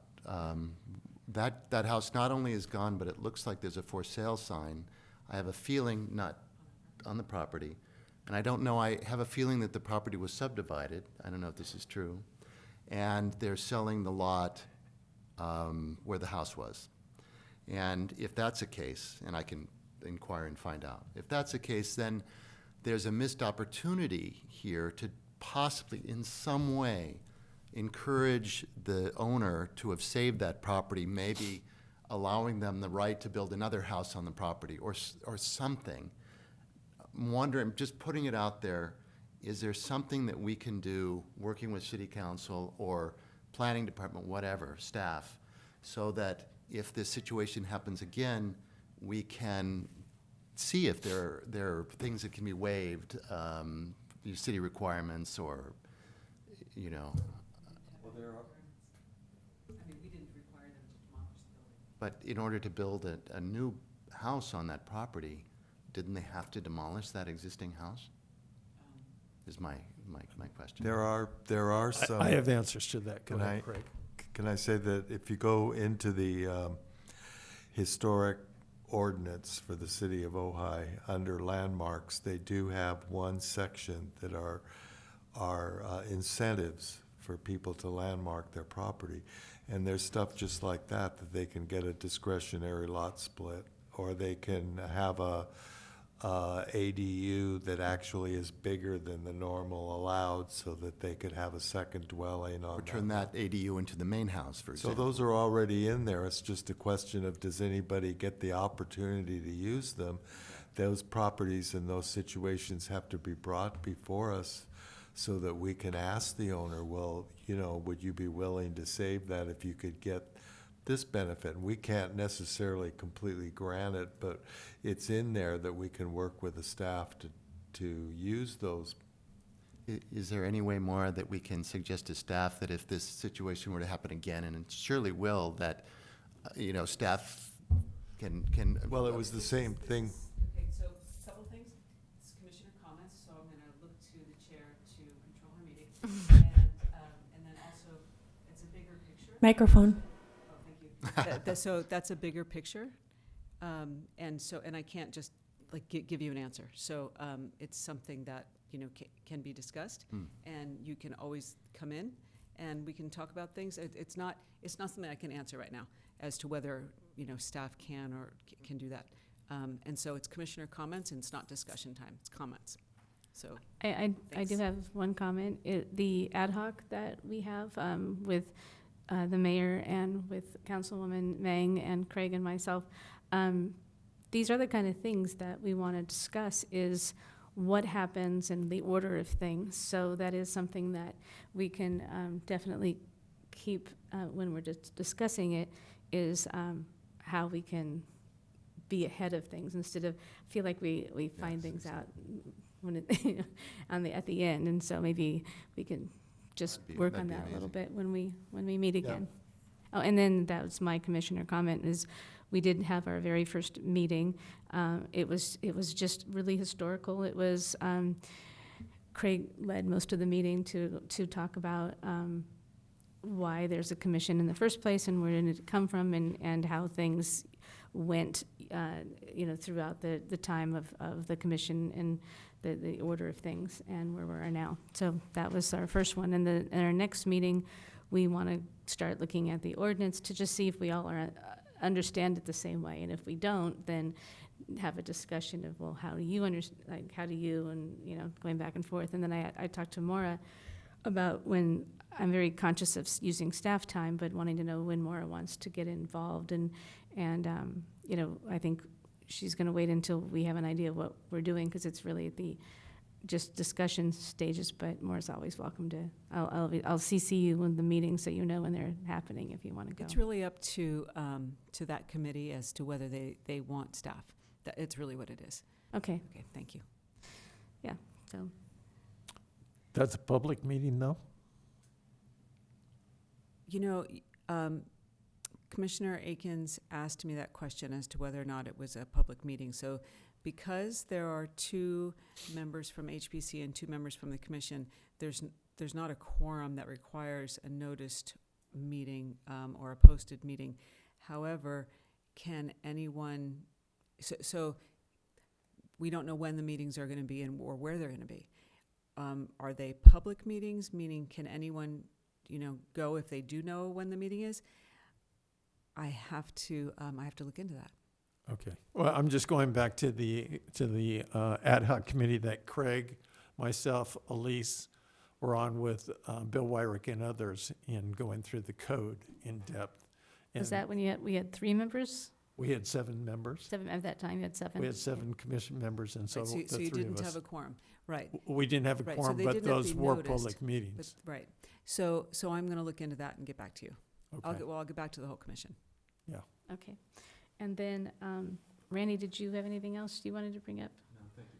Okay, I thought you did have a question, but I think we can just, he has a question about socially meeting, and that's what we were talking about before I ran in here, so I don't know if you wanted to bring that up or not. I just thought it would be a pleasure to have people over for, you know, cheese and wine, whatever, and not discuss any business. And was wondering if there, because I heard that used to be a thing. And maybe before we got our packets and don't know what's going to be on the next meeting, there would be no, you know, no issue with that. So I just wanted to offer that to everybody should should that be allowed. Are you asking staff? How do you feel about that, Maura? It doesn't matter how I feel about it. It is not a, it is not against the Brown Act if you're not discussing any HPC-related items. It's not against the Brown Act. It's probably a sensitive issue for, and optics. Information, you know, oh, look, all of the HPC members are together and it's a really small town. So I think it's a sensitive issue. I would be cautious, but it's not against the Brown Act. Thank you. Okay, Is Rick, when is Rick going to be returning? I have no idea. What's that? When is Rick coming back? Next meeting, he'll be here. Okay, so I would maybe propose it sometime in the future then, before we get our packet, where Okay.